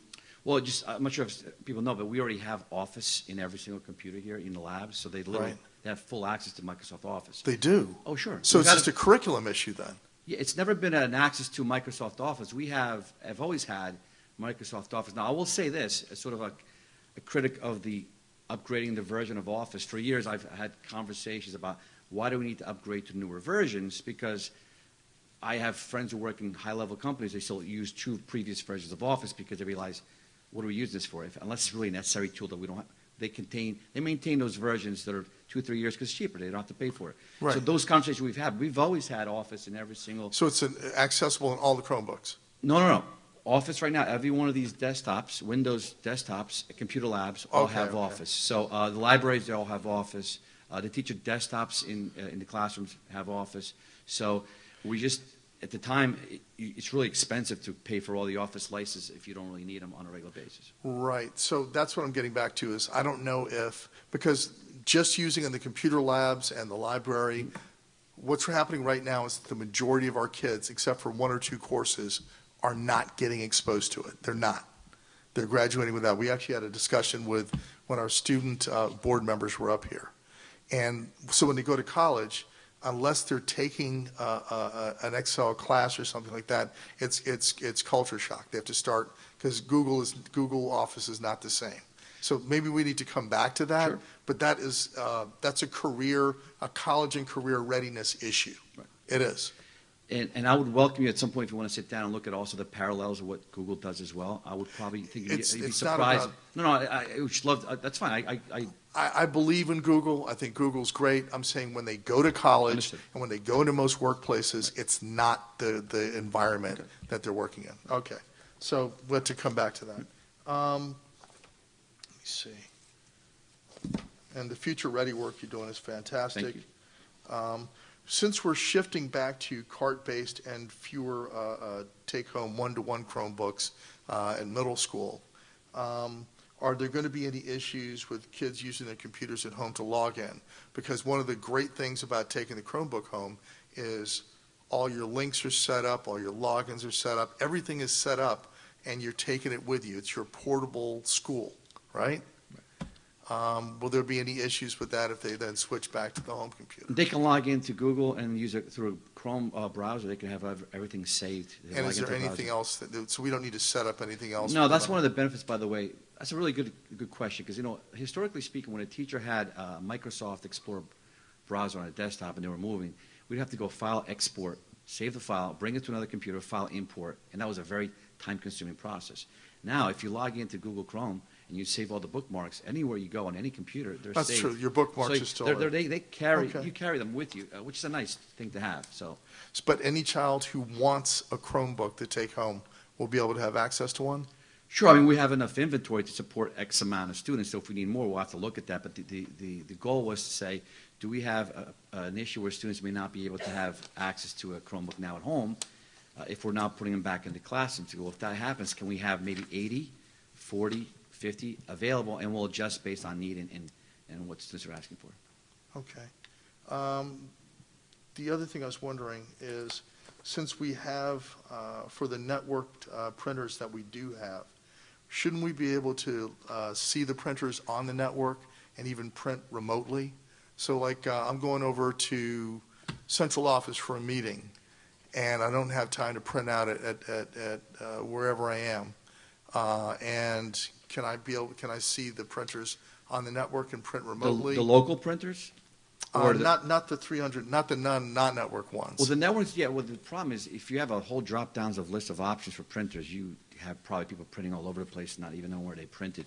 So I think you might have had this happen before. If you had 4 or 5 printers locally, I thought I printed it. You keep printing and realize I printed the wrong printer, and then next thing you know, there's somebody on the other end like, who's printing all this stuff out? So you can certainly in a networked environment You have call all ahead too. But yeah. Right. I'll have all these things available. By the way, you have a confidentiality issue, which is really important to think about. Okay. One of the issues with the benefits of paper cut is it takes everything away. If I go to an office and I do an audit, and I say, oh, listen, I hate to use the word audit, but let's just say we look at the environment and say, wow, we have 8 people and 7 printers. Do we need these? They might say, well, confidentiality issue. Well, you all work in the same department. You're all seeing confidential information.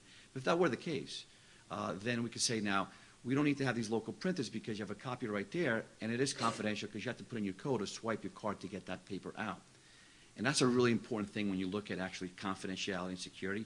Paper cut will resolve that issue. If you're an individual who prints out something on a network to those kind of printers, it doesn't come out. You have to put in your passcode. All right. So that in itself is securing the documentation that's being routed in our network. Perfect segue to my last question. Okay. And I brought this up before.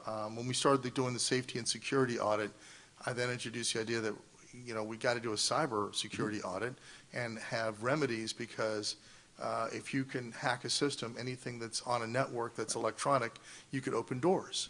You could turn off alarms. You could do all sorts of things. Where are we on our cybersecurity audit and our cybersecurity remediation? So multiple steps. I'll give you one example of things that we're doing, sort of things we're a little slower on, and how that works. So with respect to Homeland Security, because I had shared that with you that we had started this process in November. For those of you who don't know, back in November, we basically looked into applying to Homeland Security for 4 services that were basically free. Because of the government closing, we waited for quite a while. And it wasn't until January 28th where the government said, listen, you officially got accepted to this program, and we only started one of the 4 programs that they were offering. And that was in March. We have something that's been ongoing called the Cyber Hygiene System, which basically just means that the DHS is literally scanning our network on a regular basis and making sure that our systems, specific systems, have the most current versions of patches, applications, so on and so forth. The first 2 or 3 we basically get a report weekly. Every Monday we get a password protected report from the Department of Homeland Security. And the first 2 or 3 weeks, they said, here's some things you need to do. Upgrade your systems here. We took care of that. Since then, no issues. It's clean every Monday. So that was one thing we've done that's already in place. It's continuous. Of those 4, there was one that was basically, it was for a phishing campaign. It was supposed to be a short-term phishing campaign. Mm-hmm. We had a phishing software we were using, and we started doing one in January. We paused because we thought, wow, we did one in January, but now Homeland Security will be coming in pretty soon, so we paused for a while. We waited for a while for Homeland Security, still waiting for some of these services. So we decided in May to start again with the phishing campaign, and we've gotten some baseline data in terms of usage. One of the things we did this summer, I think a total of 3 instances, which I share with the administrators, we actually, and the question is like, why would you want to monitor stuff in the summer because nobody's using email? The reality is, believe it or not, That's they are. That's the best time to attack. Not only that, but they're actually using it. Yeah. So we're like, we have a high usage of individuals in our district who are not working, but they are checking their emails on a regular basis. That's good information to start with. So this fall, we have a new program called Know Before. It's a platform that we're going to use for all staff and students, by the way, at the high school, that does simulations, but also allows us to track which individuals are actually clicking and identifying things as spam, which basically says they're well educated. They're actually identifying these targeted things and saying, this is no good. And that gives us multiple things. One is number of clicks, how to reduce through training, formal and through online training. And also are we seeing responses where students are literally clicking on links and they identify it as a spam and categorize it. You want to see the high clicks on spam and low clicks on targeted kind of things. So I'm going to share that with you, what that system does. That's part of the process. The other two components of the Homeland Security piece we're still waiting on as well. They're more of a framework looking at our network and doing a penetration test. So while we're waiting for them, which we still do, we now have a free threat check from CDW that we're trying to schedule for next, after school starts. They'll come in and put an appliance on our network and monitor traffic and give us a nice assessment of any threats. In addition to that, we're setting up a penetration test, which we'll actually pay for, but we want to make that part of our ongoing annual security component. And the last thing is we have this basically statement of work that we're doing with CDW. It basically says, we're not paying you anything, but you're always on call available for us. In case there is an instance where we have an incident with malware, you're on call, we call you, you take care of that right away. So that's another piece of that. The last, not the last, but probably the most critical component of cybersecurity, and I would, without a doubt, to me, is the most important, is something we started last September. And Mr. Calavento can attest to this because we've gone through quite a conversation with vendors. So priority last year from a cybersecurity standpoint was a third-party risk assessment framework, which really isn't happening in schools, to be quite honest. So I reached out to this company who does this for AIG and hedge funds and all, and we started having a conversation, bringing it into education. And we started this process, and the way this works is I send out notification to the vendors we use that hold student data and say, please note we're partnering with this company called Priva, and within 2 days you'll receive a form that you have to submit, and you have to complete this process where they have to answer questions of very specific standards. You received a report of that initial phase in April, which gave you the results of the companies that we first, on our phase one, that we actually vetted. And we identify issues that these companies had of things that didn't do. They had to do remediation plans, if you will. Part of that report indicated in August, which is now, another report will come out to ask, where are we with the companies that need to remediate specific things? I spoke with the individual on Friday. He's going to give me the report by midweek this week, which will include the update of the initial plan phase that we gave you, right? And also any other company we've sort of brought in through onboarding and where they are with their actual evaluation. I think you might be very surprised at what you're going to see. A lot of companies have things that they're working on. The biggest thing that I sort of very enlightening to me was Mr. Calavento can attest to this, is meeting with vendors initially during this conversation, and they're saying, what is this for? And we're saying, we want to make sure we can certify your systems that they're good enough to hold our data. They haven't been asked this before. These are companies, big companies, that have been using data and storing student information on a regular basis. We had... I can't give you the example of the company, but I can tell you a company that we went to and said, well, why do you want us to do this? We haven't done this before. And just an example of a company, for example, that we use that holds student data. Oh, Power School is an example of a company. Yeah. So and to that point, though, let's think about this, why this is such a critical conversation to have now in all realms. Forget about Capital One being hacked, but look at the education as a whole. Or the City of Atlanta, or many others. Correct. Many So municipalities. what's happened recently is most of the services that we've had, let's say 10 years ago, were stored here locally in our servers. Right. By default now, when we sort of sign up with a company, they'll say, we host everything for you. That's great. Less hosting here, but someone else is holding our data and managing it. Right. How do we know that they're managing it well? How do we know who's actually overseeing this company? And we didn't know those things. And that's why we started this process. We need to evaluate, have a third-party risk assessment. We look at every company we deal with and say, where are you storing our data? Who's managing it? What systems do you have in place? Do you have SOC compliance? Do you have third-party audits? Do you have auditors coming in every year and looking at your systems and processes? So part of this third-party risk assessment that we're doing is simply saying to the companies, answer all these questions and give us some feedback and things that you don't have done. What's your remediation plan and timeline? What we found was really interesting. A big company, they ironically enough hired the company that we're using to help them vet third-party vendors that they're actually using. So it gets a little more complicated. I hired John to hold my data, but John might be hiring the three of you to sort of sub out information. So that becomes Right. a much more complex kind of web. And it's also a potential security issue as well. Right? All of it is. So why I'm bringing this up is because part of this whole security assessment is looking at every single system and their processes. So that's been a huge, major concern for us, and we'll give you a report on that piece. Okay.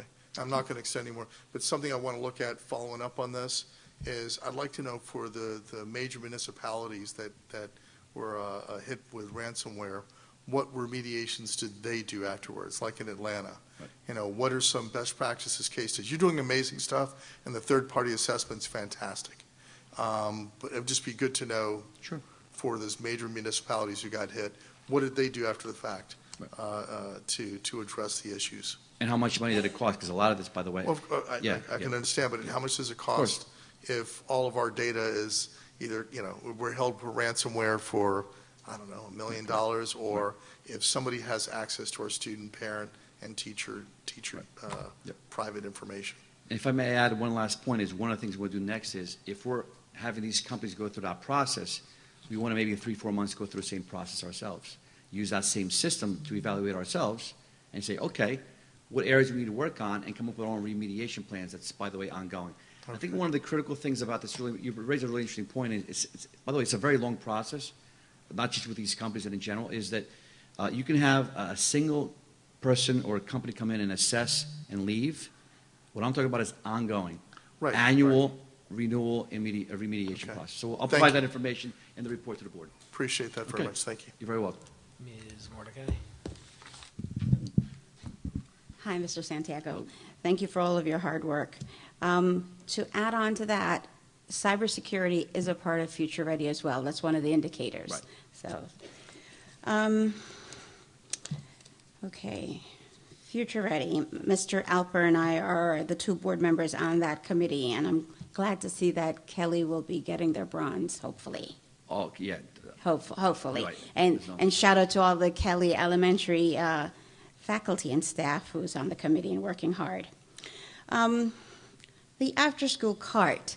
I know in one of our Future Ready meetings, we talked about the homework use with the after-school vendors who come in, whether it's the Y or Community House. And I think Mr. Alper had an idea of having the cart available, whether it's for Community House or somewhere else, and that may be off-site. Sometimes it's at the school.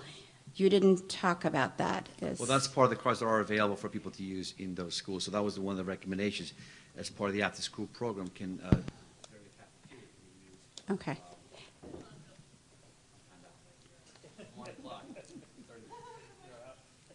Three minutes. But yes, so that's part of the inventory that You have to hold on. It's on tape. So it's... Run out of battery. Check.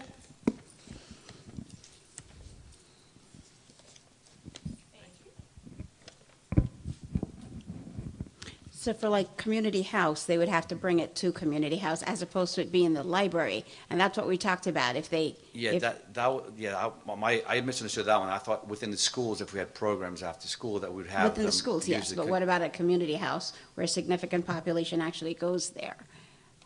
That's not something I would sort of make a decision on. That's something outside of the school environment. That certainly Well, be a we'll have to conversation. talk about that Yeah. some more Yeah. because, you know, what are we up to? 46% of our kids are in free and reduced lunch district-wide. And in the case of, say, Washington, who's at 85% and Hazel at 70%, you could make the assumption that if someone's on free and reduced lunch, while they may have a computer at home, they may not have a hotspot.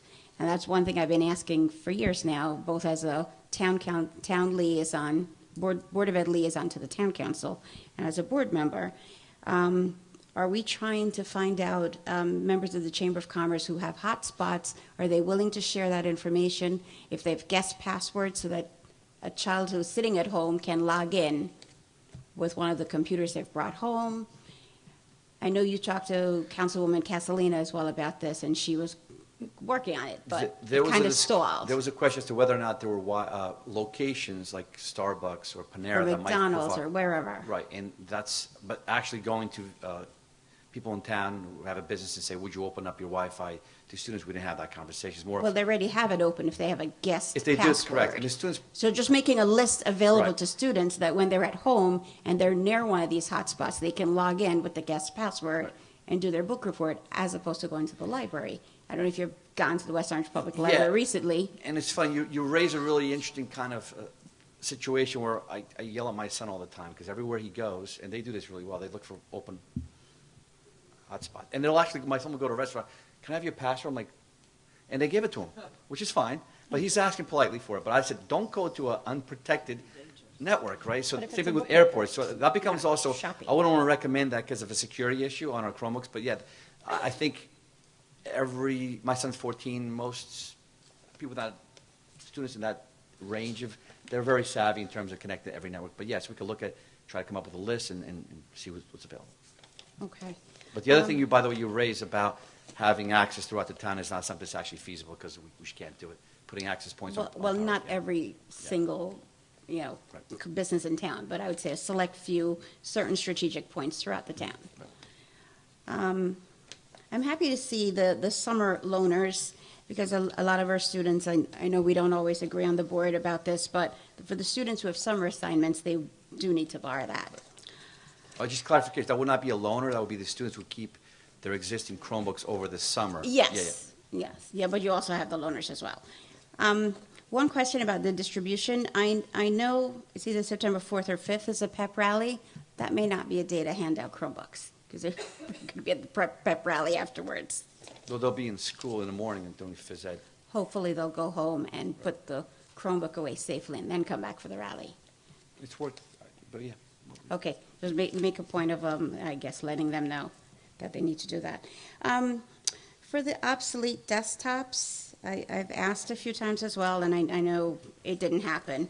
For our community partners who help us with tutoring, whether it's the West Orange African Heritage or it's Bethany Center of Champions, I've asked before for our obsolete Chromebooks that we're either getting rid of or giving to Free Cycle, if we will offer it to them, because they're tutoring our kids all the time. In particular, Bethany has, 150 kids every day, and some of the kids don't have Chromebooks, and Bethany doesn't. And we did talk about that. Yes. Previous superintendent, we discussed, and the question was, do we want to we can't just give these things out, they have to go through a proper decommissioning process. Yes, the board attorney was all set to write a form for Bethany to sign, but nothing happened. No, there was a conversation about whether or not even the religious institutions, can we give them these things, and what will be the processes, and I didn't get any answer about that. Yeah, they're a nonprofit. Right. They're nonprofit. By the way, the other thing, too, is I would feel really bad about giving somebody a 9, 10-year-old computer, because you might have paperweights in a very short period of time. It's better than So, nothing, though, if it still works. But that's something certainly could be, I could. And my last comment, for a couple years in a row, we've had a program with the senior citizens where they come up to the high school and a couple of the kids show senior citizens how to use their email, how to Google, how to get on Facebook and social media. And that program stopped. Are you thinking about doing something like that again? It was I think it was through you and Mr. Moore. No, And I it was a wasn't involved with volunteer that. Although we program? did have Mrs. Tarnoff, Jerry Tarnoff's wife, Karen, was for many years, when she was working here at night, having specific classes for senior citizens. That worked out really well. She did was- that too, but it was done here at the high school through Mr. Moore. It was a nice intergenerational Mountaineer program. mentors. Yeah, yeah. Did it with us. It was a couple of years ago. But that's something we could look at again. That was a very good program, even when she was doing Karen. Okay. Does the town have a senior center? Does West Orange have Not yet. Not yet. Okay. Yeah. Let's be positive. Not yet. No. Because we in my previous district, we had an intergenerational curricular component with one of the psychology classes, and we would actually push in. The kids would go down to the senior center and conduct these types of activities down there. Yeah, our students go to, There are senior yes, residences, yeah. they go to Daughters of Israel and they go to Green Hill and things like that, but those Yeah. are standalone private And organizations. And there is a health center that the town runs, but it's not a full-fledged senior citizen community center, But this- standalone. To Sandra's point earlier, though, it was very successful. They Yeah. came right in here to the library. There was the Mountaineer Mentors, and the interaction was beautiful. The seniors got so much from it. The kids got Yes. so much from working with the seniors, and the seniors really felt that they came away learning. It got rave reviews. They learned great Yeah, they computer did a lot. skills, and there was also an emotional benefit for everybody involved. Yeah, the intergenerational stuff's great. So I mean, I Absolutely. don't have a handle on what we do. I'm sure we have some programming that we We do have a couple of things, intergenerationally, chair but yoga and Yeah. other things, but something to that's- build on. Chair for yoga's sure. not under Phil, so it's, but I was asking about that because I know a lot of the seniors really appreciated that program, and also for the seniors whose grandchildren are not around, they like the bonding as well. So it's good. Absolutely. Great point. Thank you for all your hard work. This is great stuff. Thank you. Thank you. See you soon. Okay, this is a wonderful segue. Seniors, I belong to that club, proudly. And so I have some really mundane questions. So what's the difference between the Acer and the Lenovo? The different models manufactured like a Sony and a Toshiba. So basically, the Lenovo's are a different model that we use. They're a little sturdier, actually. So the Acers we bought, by the way, the older models are a little bit. The Okay. chassis, the plastic wasn't as hard. These are much more military style. So this was an upgrade a little bit to go to the Same Lenovo's. price, but a better quality product. Lenovo's. They put out a lot of products out there. They're a Chinese-based company. By the way, IBM was IBM Lenovo. If you remember IBM, now the Chinese bought it and it's Lenovo. Oh, okay. Years ago. So when you say we're backing up at the bank, what kind of bank are you talking Bank about? with money in a deposit box. That So kind it's- of bank. That kind of bank. So that's something we just do. It seems archaic, but part of this process was for record retention for specific records. The criteria was, do you have a place to store it off-site? And we said, we have this, but we're also putting it into a bank. I'm not saying we're having an electromagnetic pulse attack, we're going to kill all our data, but we just prepare for plan A and plan B. And plan A is, if it goes down here, and it also goes down in Liberty, we have a backup plan, which is in Living Center, the bank. I think it's TD Bank. Oh, I won't say. Okay. They're not going to attack the bank for that data. Good luck getting through. They want money, not hard drives. But yeah, so it's actually a bank. We're just saying that. Just cover it up. Yeah. Okay. So we had a middle school youngster, student, raise a question last year. His computer was, his Chromebook was out of commission for a long while. Right. And he was given a backup. And so his question was, why wouldn't you just give me a new one? Why are you repairing that old one? And now I'm going to have to shift back, make the transition back to my original one. Right. So what's the procedure for that? Well, part of it's cost, right? So we have some available Chromebooks as loaners to give to that student. So if that student comes in and says, my Chromebook needs to be looked at, we look at them like, this Chromebook needs to be sent back to get fixed or replaced. So what we have is inventory, a working Chromebook that will work. It may not be the best one. And what we hope is to get a new Chromebook or a fixed Chromebook that he'll be able to get and use. It's hard to give a student a brand new or better Chromebook because we don't know what the inventory looks like. Sometimes a student will be very lucky. They'll have a broken Chromebook that the company will say, we can't replace this, and therefore we're going to give you a new Chromebook. But what we try to do is try to give them back as soon as we can, and the inventory that we have is the inventory that we have. So it'll vary based on the day and the inventory that we have as loaners to give that student. Yeah, because he was pretty frustrated. Yeah, I don't So- blame him. Sometimes there is a delay, depending on the issue, and there was a lot of high incidence of breakage, so it was just ongoing, rotating kind of component. These issues we resolve now, obviously, at Central 6 because we'll have plenty of inventory, and the students don't have to worry about that. Okay. And the loaners we're giving them, by the way, are that we're putting as loaners are the HP that we bought last year. We only bought 450. Remember, those we need as emergency. That's the only thing we could buy for the budget. So I think I asked for 1,500 or 2,000. They gave us 450. So hey, you can use this back for park. So we're taking those units in good shape and giving those to those students to take home. Okay. They're rubberized. They're in good shape. All right, and just want to commend you Thank you. and staff that assisted you in pulling this together. And now what we have here in this presentation is a 2-year Right. plan. Right. And so as we look ahead, you talked about getting ready for next year's Right. budget, to be able to see a couple of years out. Yeah. So that would Yes. be helpful for the board. And ideally, we want to do a 3-year plan, but it would be ideal to also integrate into the strategic plan. So we talked about this. Do we do a technology plan? Do we do a strategic plan incorporated with that? Do we go with the Future Ready plan or a combination of the two? And we started that initial piece. The first year we approved sort of the pseudo-technology plan was the Future Ready plan. It encompasses some things, but you're right, we'll have to give you a 3 to 4 year, ideally a 3-year plan. Yeah. But a 4-year cycle plan where it says, this is our plan from a fiscal standpoint, and these are the things we'll do. We've done it in the past, we'll do it again. It's a matter of, there was a pause in between those things. Absolutely. Great, thank you very You're very much. All right. Quick comment. Dr. Casco, and I think you and I talked about this. This is a grant writing opportunity. I sat down a weekend and wrote a grant for a Cisco computer for Cisco at the high school, and some 3D printing equipment with our bank, PNC Bank, and haven't had a chance to go back, but computer equipment is one of the areas where you can write grants for and find multiple sources. you'd have to find multiple sources because the number we use, but that's an opportunity. It is.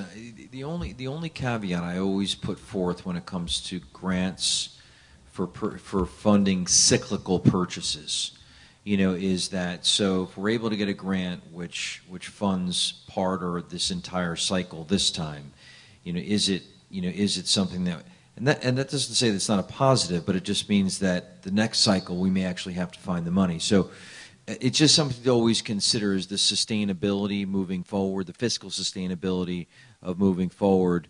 But sure, I mean, we can. Answer to that, the best practices in grant writing is that as soon as you finish writing the grant, you start writing the next grant, and you do multiple sources. It's like a company that relies on sales doesn't stop selling. You're supposed to continue the process so it becomes a steady stream. Not always from the same source, sometimes from the same source. Sometimes it's renewable, sometimes you're going to get it from somebody else. Sure. But it's an ongoing process, and if it saves us, $400,000 or something one year and $100,000 next year, maybe it's still something that if we have a mechanism in place, utilizing our grant writer, and we do it on an ongoing basis, we can bring in money to do that. That's all. Agreed. Thank you. This was very helpful. I think I'll skip most of the Microsoft versus Google debate. I don't think they're particularly different. I haven't had trouble switching. My kids haven't had trouble switching in the opposite direction, but that's another conversation. The 3 gig Ethernet, is that redundant? Is it coming from like 2 different directions in case there's a fiber cut? Single one. Single, we have backup. Not 3 gigs, but we have backup for that. Right. And believe it or not, actually, Betty Magdalena has a 1 gig line. Just for itself. We had a 1 gig for the whole district. We have a 1 gig line. Wow. So we had to bring it all the way from Livingston or West Orange to here. So we had to do it that way. The price was okay, but Yeah, it's something to look at maybe if it's possible. On the high school students keeping their Chromebooks over the summer, any thought to doing that as a pilot first, just to see if there's a larger than expected number of ones that disappear over the summer? Well, sure, it'll be after 1 year. That's why I said next September we'll have a really good indication of what's happened with those returns, if you will. So that's what you mean, right? Right. Well, I meant maybe more like maybe we'll just let the freshmen keep them over the summer for the first year. Yeah, the seniors will collect from. We can certainly look at that. Sure. Just a thought, just in case. But I'm sure we don't know what we're going to say. Might be upset about that. We can certainly. True. And I think I had one other. I'm sorry. On the 300 non-networked printers, I'm just wondering if there is a large number of those that maybe aren't district-owned, that maybe were provided like PTA donations or teachers brought from home, and if so, if we're incurring toner and paper costs for them that are very convenient for folks, and God bless them, but I would say if no, that's because a we place don't to support save. them. Okay. Could there possibly one somewhere that we haven't possibly? The PTA thing is a good question. I mean, if the toner and the paper is coming from the PTA or home, fine. But if there's a big one in the office 2 doors down, and somebody's got one in their own classroom, if we're buying supplies, if they're using a lot of consumables, it might be a place to. No, but I will say that we talked about the actual purchase of printers through PTA donations, and one of the issues, they still are, they're giving us those printers, we could buy them, but then they may be different models, which we don't want to have. Right, So, from a support standpoint, I'm sure right, that's a and hassle. that's something we're not really doing, but because we want to standardize toner across the board for every model, so they're all the same toner coming in. You can probably Variations, save a of little course, bit, over yeah. 10 years you have variations, but yeah, it's a good question. Okay. I think we're good on that. Thank you. And we're going to take a short 5-minute break, if that's okay, and then we'll continue with the air structure update. Better. All right, we're back on the record. Let's move on to the presentation on the air structure. It's not a presentation, it's actually an update. That's what And I this meant. is Mr. Catana from Speeds Architectural Group. Thank you. How is everybody tonight? Tomorrow, the contractor has scheduled a final building inspection for the locker room area of the structure. If he passes that, they've already submitted for what they call a TCO, which is a temporary certificate of occupancy. There's some things that the district needs to do to obtain that TCO. After that, then if the building department approves it, you'll have your TCO this week. Great. And then we'll begin to start moving the equipment, the rest of the equipment in, and also all the furniture. So the code basing is done, the electrical and fire passed final inspections. So there was a lot of work done from our last update.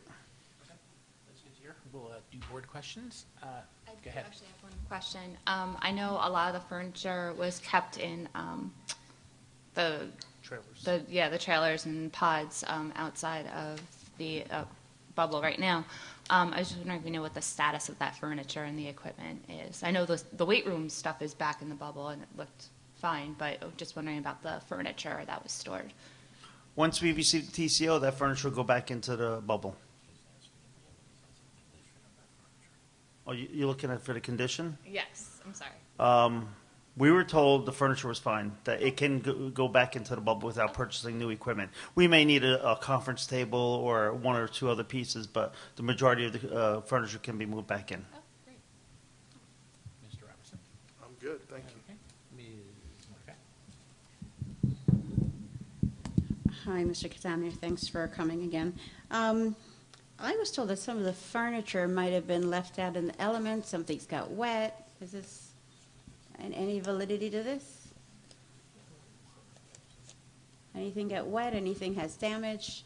We'll look at it again. I don't think so. I think some of the lockers that we left out there, but we disposed of everything that were damaged by the water. Okay. And when you were here last, you talked about the Arizona manufacturer of the air structure and them refusing to do work without a change order and the penetrations that had to be done. Is that taken care of? We're meeting with your legal counsel tomorrow to see what we can do about that. Subsequent to that meeting, we did actually, as we had discussed, put together a meeting where we met at the bubble with a representative from Arizon,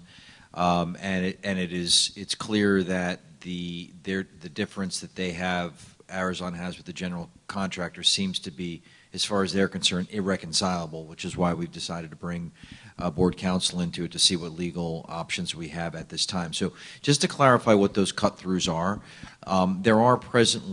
there were existing penetrations for the HVAC which were there, and so the facility does have HVAC. The additional penetrations are in the top of the structure and are for the venting of the bathroom spaces for the shower and things of that nature. So it's important to note that the temporary certificate of occupancy would not involve utilization of the actual shower facilities or bathroom facilities, which is why one of the requirements for the TCO is to actually have portable bathroom facilities outside to get the TCO.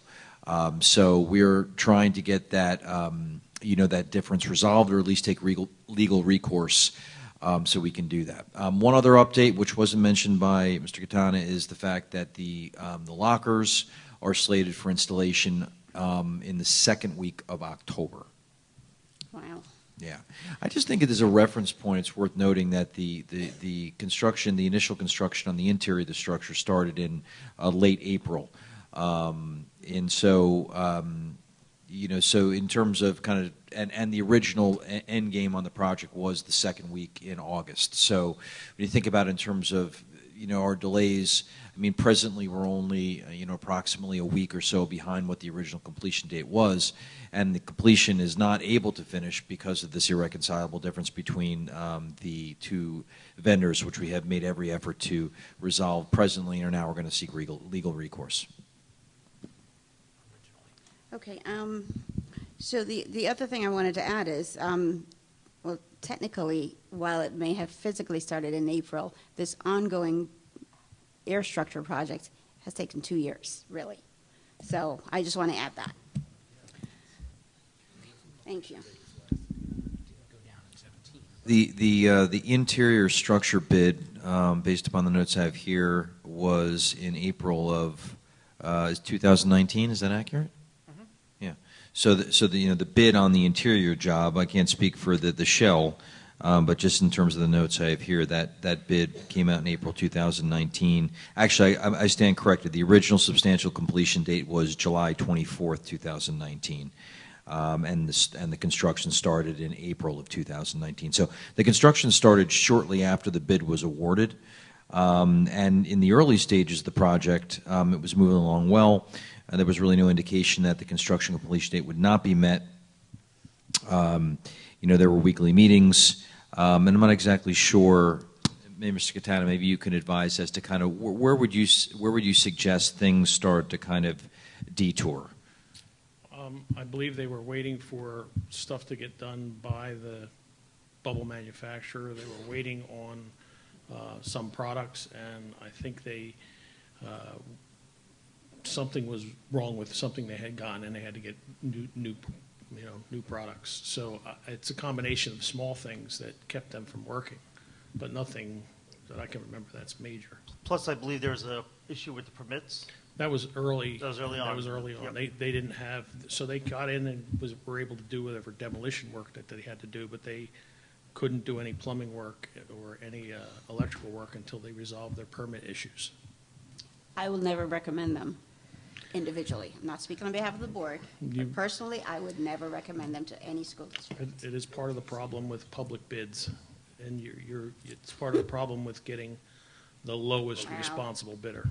You don't have a choice when it comes to doing this. Yes, yes, the statute does say least, Yeah. lowest bid, but responsible. All right. Anything else from you? Thank you. Ms. Trigg-Scales. So I just need to clarify, to get a CO, we need to have the penetrations Correct. done for the venting, Correct. and then that's it? That's it. You have, if you think about it, you have 8 feet of PVC pipe that needs to stick out the side of the bubble. That's all he has left for plumbing. Mechanically, they have everything ducted on the outside, ready to attach. They have everything ducted on the inside, ready to attach. They maybe have 10 feet of ductwork that they have to do once the shell of the bubble is fixed, ready for them. So until it's resolved? So it's resolved. They can't do much. Okay. So we've got Porta Johns, oh, is that what you said, Dr. Singh? Okay. No, we're hoping the Porta Johns are coming this week. Okay, thank you. Because in the existing.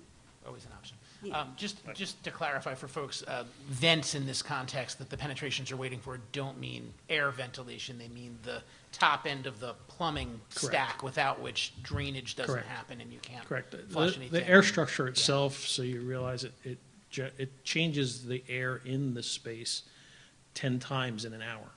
So you move a lot of air in and out of that facility, at a constant rate. It's a part of the process of keeping the bubble expanded. All right. Thank you. Stick around in case we have questions from the audience. Time for agenda comment, questions on agenda topics only. If you have anything on anything from tonight's agenda, you can come on up and have 3 minutes. Just give us your name and address. Sorry. Do I need to repeat or? Okay. Including, yes, of course, including the presentation, which was on the agenda. Seeing none, we'll move on. Thank you. All right. May I have a motion for personnel items 1 through 6 and the addendum? I'll make a motion. May I have a Second. Okay. Any discussion? Okay. Mr. Calavano? Mrs. Merklinger, Yes. Mr. Robertson, Yes. Mrs. Trigg-Scales, Yes. Vice President Mordecai, Yes, but I'm abstaining from Lisa Alston on the addendum and Charlene Davis-Williams on the regular agenda. and President Alper. Yes.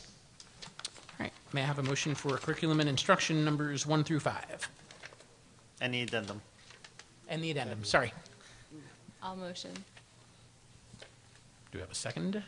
Second. All right. Any discussion?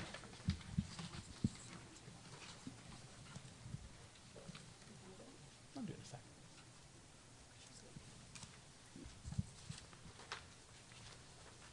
second. Belatedly, I want to congratulate Timmy Jackson, our new assistant principal at Redwood.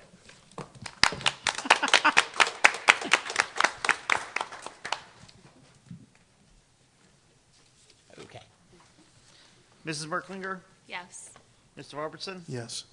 Mrs. Trigg-Scales, Yes. Vice President Mordecai, Yes. President Alper. Yes. Next, may I have a motion for special services, finance special services 1 through 4, and business office items 1 through 8.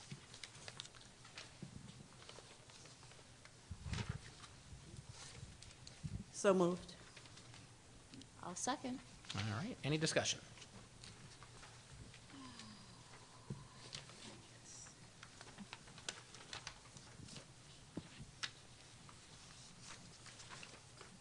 Mr. Calavano?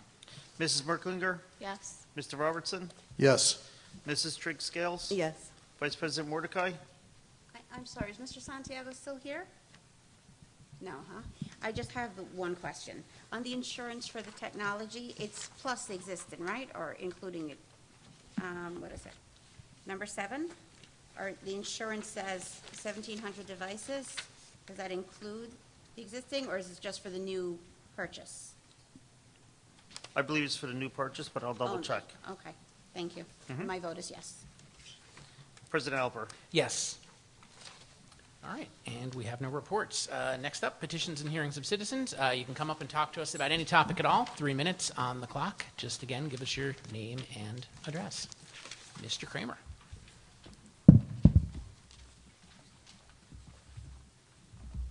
Good evening. Adam Kramer, 20 Moran Road. I've been an observer of this board for basically the 15 years that I've been in West Orange. And I have to say, I think most of the community feels the same way I do in this regard. Education is very valuable. But also having a community where people can age in place is valuable, and also having a community where people of reasonable means and middle-class people can stay and afford. Pretty much everybody in this community is either themselves thinking of moving when they get older, or at a very minimum has friends that have just said, I can no longer afford to live here, and left. So the question is, how do we balance these competing values? And I would submit there needs to be improvement in this regard. And I have some concerns over what is recently going on at the board and may be going on forward. First of all, in my 15 years of living here, I would say every union contract you negotiated, and this is not to slight the employees of the schools, they're good people, the consideration of the tax base to support those contracts doesn't get its fair due. And, you know, the vast bulk of your expenditures are related to those contracts. And if the tax base isn't considered, ultimately, not only is the town going to suffer, but at some point, future contracts and future negotiations with the unions are going to be at an economic standstill. So that has to be taken into concern. I also have a lot of concerns about consideration with bonding. The bonds that you're considering have to have extreme controls and extreme focus. The bubble contract already got out of control. So if we do a lot of bonding for other capital improvement projects and give our buildings and ground the wish list, I think it's opening us up to a fiscal disaster. Some other points I'd like to note. I've lived here 15 years. When I first moved here, your enrollment of total students was a lot more than it is now. Your administrative head count is also a lot more. So you have a lot more administrative head count in 15 years for actually fewer students. And that's a trend that concerns me, because as a taxpayer, I want my money focused on the students. Thank you, Mr. Kramer. So I just hope you take these concerns seriously, because I don't want, like last spring, Gotcha. Thank you. when I came to the board and said, why is enrollment stable, inflation low, and you're spending 6% more? Thank you.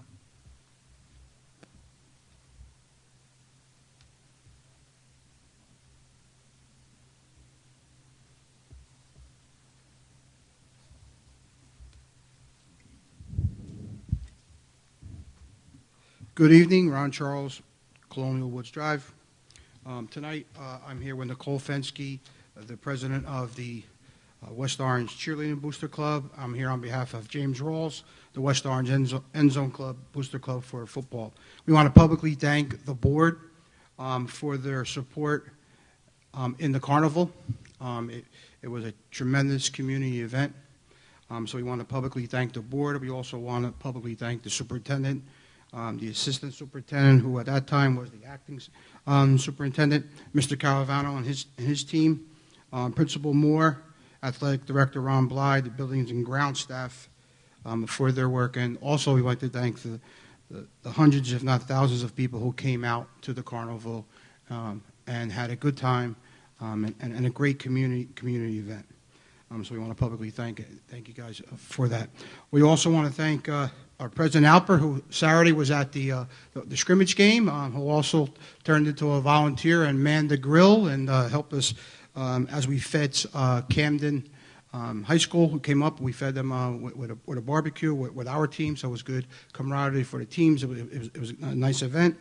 And I just want to encourage everyone, the fall sports season here is gearing up to be something very special. You know, in my 23 years of living in town, not only on the football and the cheerleading level, but the girls' soccer, the boys' soccer, the band has I was able to see their show. It's a sort of like a mix between Halloween meets the Wizard of Oz. I think that's the theme. So it's some great stuff. We have the tennis and cross country team. So it's some of the things we have coming up. We have homecoming ceremonies, which we're going to do a little bit different than this year. We have senior night, for we honor all of the seniors in all the sports. We have the bonfire, we're bringing that back this year, and we're kicking it off with the pep rally the first week of school next week. So I encourage everyone to come on out, be part of the community, be part of the sports program, be part of the extracurricular activities, some of the great ones that we have in West Orange and in the district. So thank you guys again. Thank you.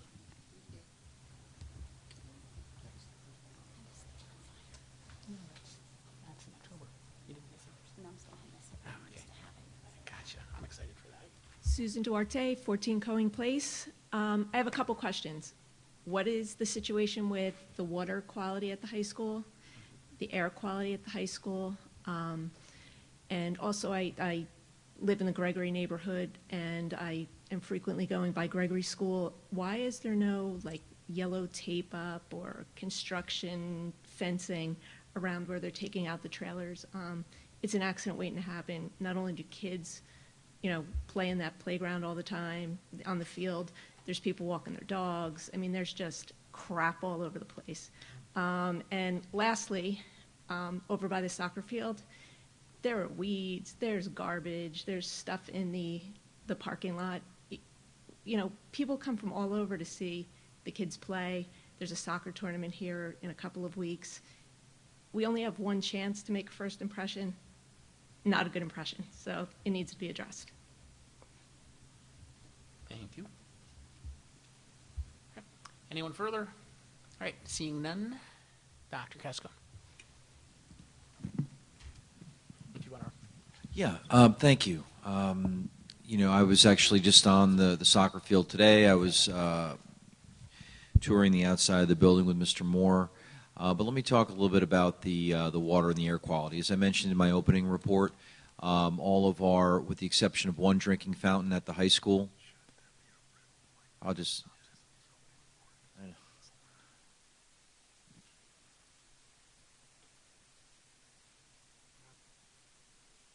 just waiting to answer the question.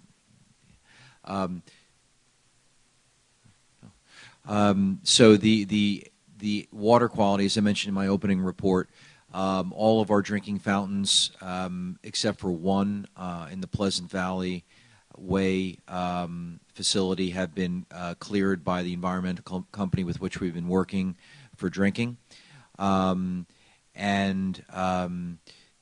terms of purifying all water, that's also in the plumbing lines going to the toilets. We did a recent test at the high school. Superchlorination at the high school. Mr. Calavano, can you speak a little bit more about that? We did this in the past. We did it again, but we did it with a different company because they have a different type of procedure. But we superchlorinated the entire building at the high school and also at Edison. Back to the water fountains, I believe we replaced the entire fountain itself, but we still had an issue with the one here, so we're just going to keep that shut down. And then those water fountains were tested, and everything came out clear. So in my my letter to the parents, which will go out tomorrow, though I would have preferred to have my initial welcome letter not be spoiled with topics of Legionella and air quality. I think those are topics on which the families are interested in learning. So there is some information about that that's going out to all parents. In terms of the air quality, obviously getting the heating, ventilation, and air conditioning systems in our schools modernized and updated it's a longer term fix. We are putting in place regular monitoring protocol to determine that the air quality in our buildings is at a safe level as defined by OSHA. But until we've replaced our HVAC systems, which is part of what will be the next referendum, which, as we mentioned at the last meeting, we are kind of slowing down a little bit because we do want to get a comprehensive assessment of all of our facilities to determine how the HVAC systems kind of fit into that and if there are other priorities that are just as high in building that referendum. As far as the high school and the facilities go, summer's a tough time for our guys and gals who are doing the building. I'm in the building pretty regularly, and they are grinding every day in the building, trying to get this building, huge building, open and ready to go. And so admittedly, sometimes the outside of the facility can slip a little bit as they're focusing their attentions on the inside. But I agree with you. I will follow up with Mr. Ziggy and the high school folks and make sure that the outside of the facility is ready to go. I did see that they had cut the grass, and the outside looked better than it did the last time I saw it. But definitely we'll follow up on that tomorrow. I couldn't agree with you more. And Mr. Kramer, you make some good points. We live here too. We feel it. I'm sorry. I'm sorry. Go ahead. I forgot one thing. So the trailers at Gregory are slated to be removed on Friday. They will be gone completely on Friday. In the interim, we'll make sure that we put up some conage or construction barriers to keep people away from it. So thank you for that suggestion. So, as I was saying, Mr. Kramer, we live here too. We feel it too. We're very mindful of it. We're currently working on negotiations with some of the other unions, and we're very aware of it and the pressures that we're all under, and how we got to the point that we're at. I sympathize, and we live here too. And Mr. Charles and Ms. Fensky and everyone else, both the booster groups and everyone who was involved in putting on the carnival, could not have been a more fantastic event, and sort of thing that I at least personally think we really need more of in West Orange that brings people together like that. It was awesome. So look forward to more of that sort of thing. What I'd like to do is switch the order a little bit and bring in Charlene Peterson to do our review of the board self-eval now, and then we'll do board member reports at the very end because we've gone so long as it is. Agreed.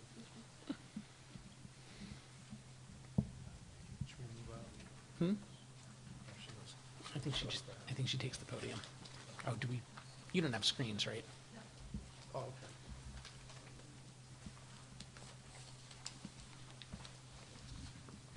Okay, thank you, and I wanted to thank the board for everyone filling out the board self-evaluation. All 5 of you completed it, and just for the benefit of the community members that are here.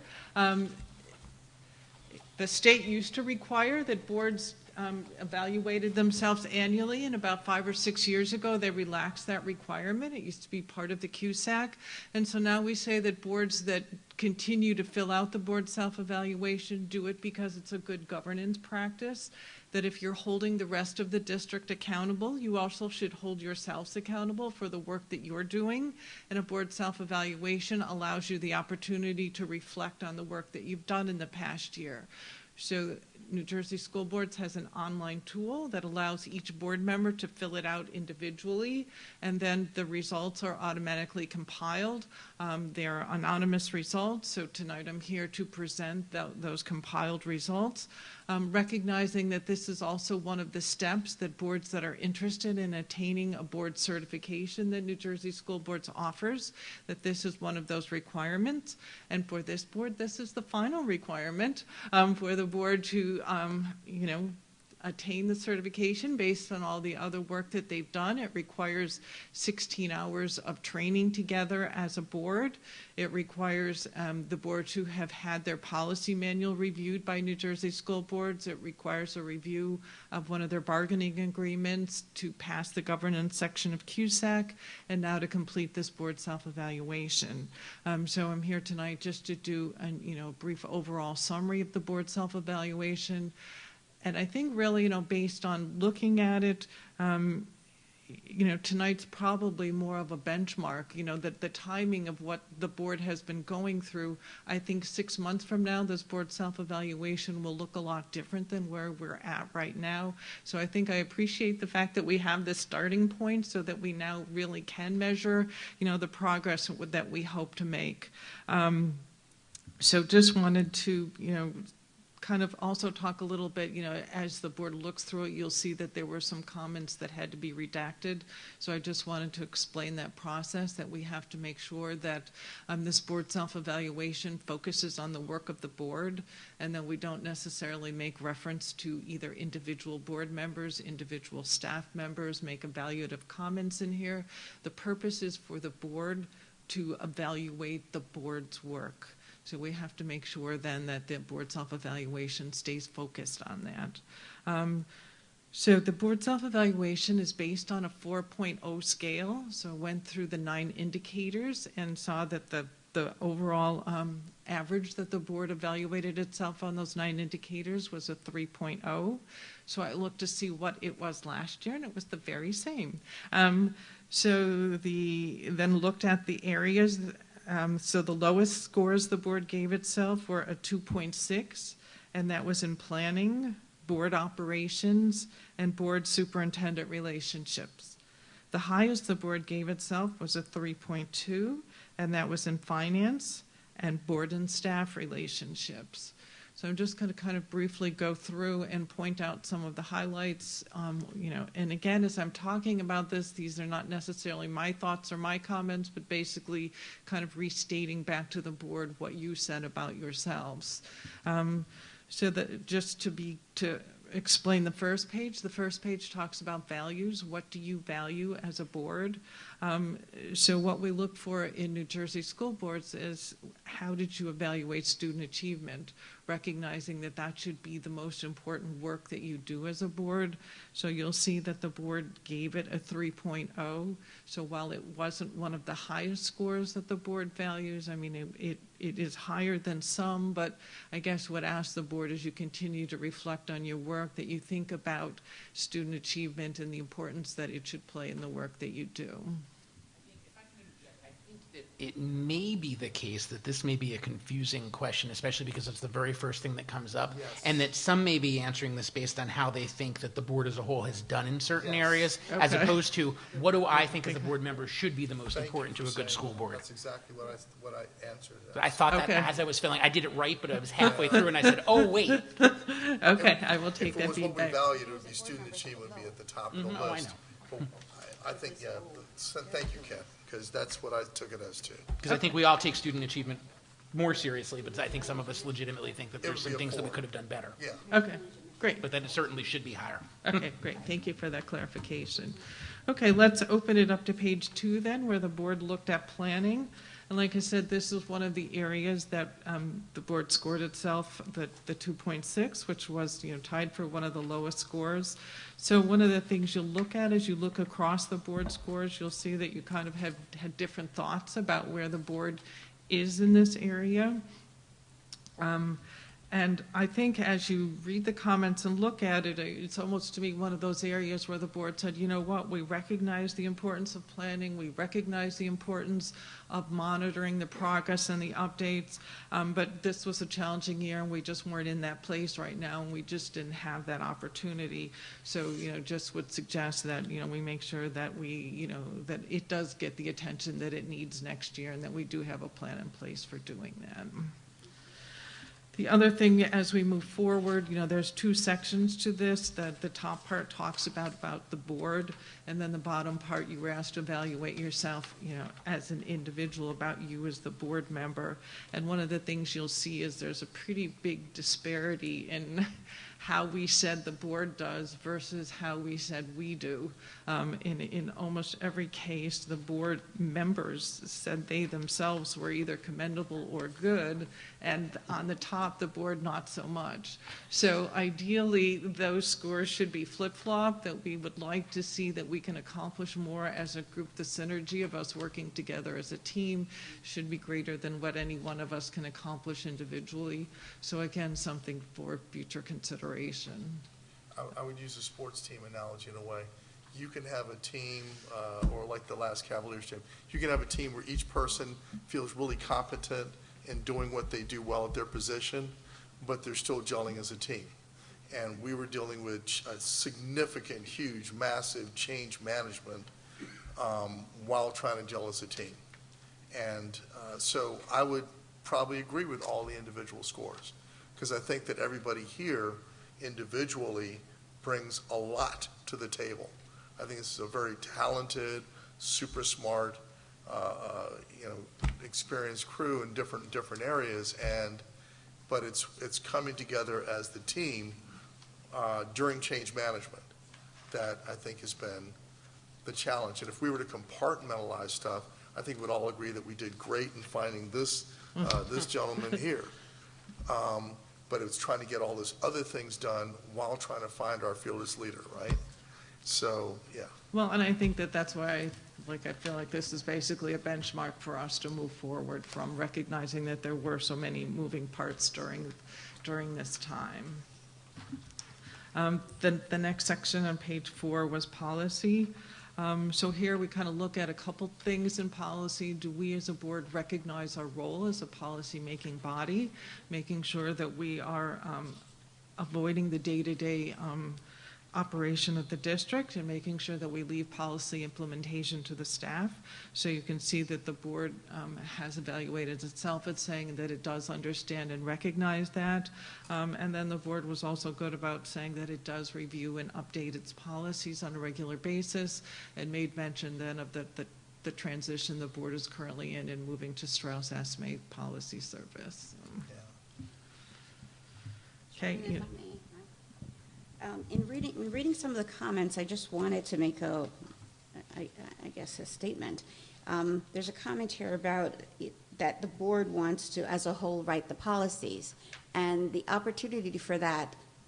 Ms. Scales and myself are on the policy committee, but when we have first reading of the policies at a board meeting, that's the time for both the public, the community, and board members to give input for policies. And you can always email Ms. Scales and myself in between the next meeting where we have the second reading, and then you actually vote on the policies. And then you could still discuss it then, or table it and revise it and then follow up at another meeting. So I just wanted to explain that process in case there's any misconceptions that anyone's being left out, because that's the opportunity to jump in on policy comments. And I would add something to what Ms. Mordecai said, because we were doing policy together last year. Granted, we're always given a lot of materials that we have to wade through before a board meeting.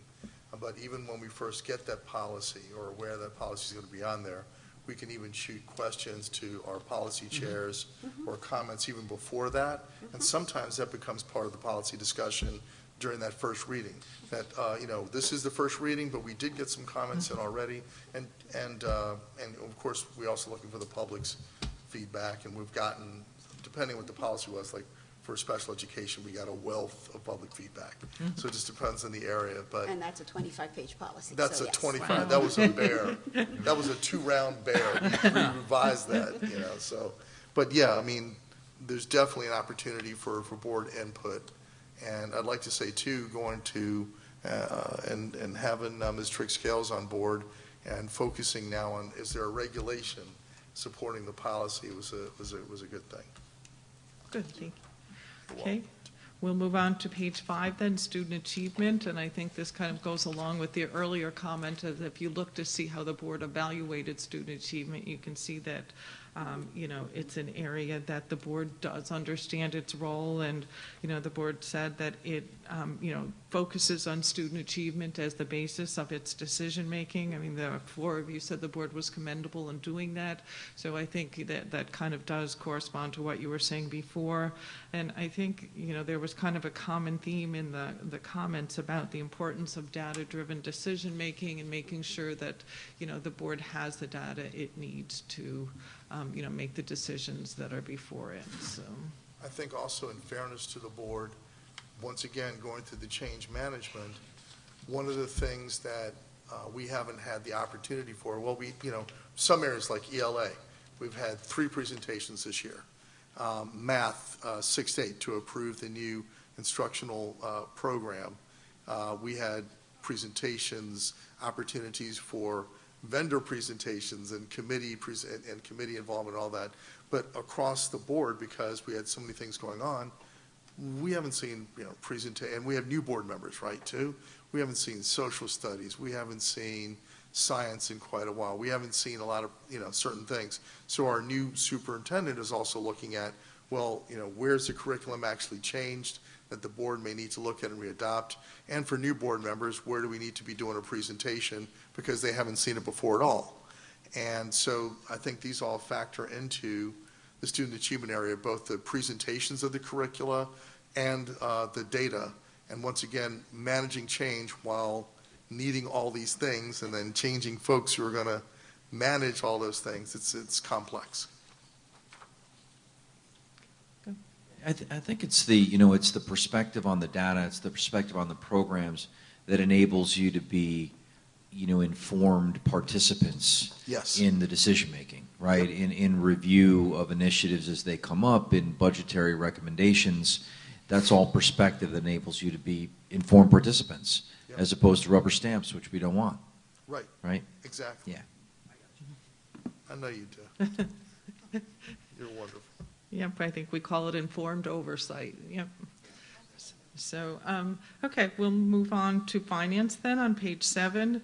And I think this was kind of, even through the comment from a member of the public, of kind of encapsulating what the board's role is in finance and making sure that you do understand that delicate balance of the needs of the taxpayers versus the educational needs of the students.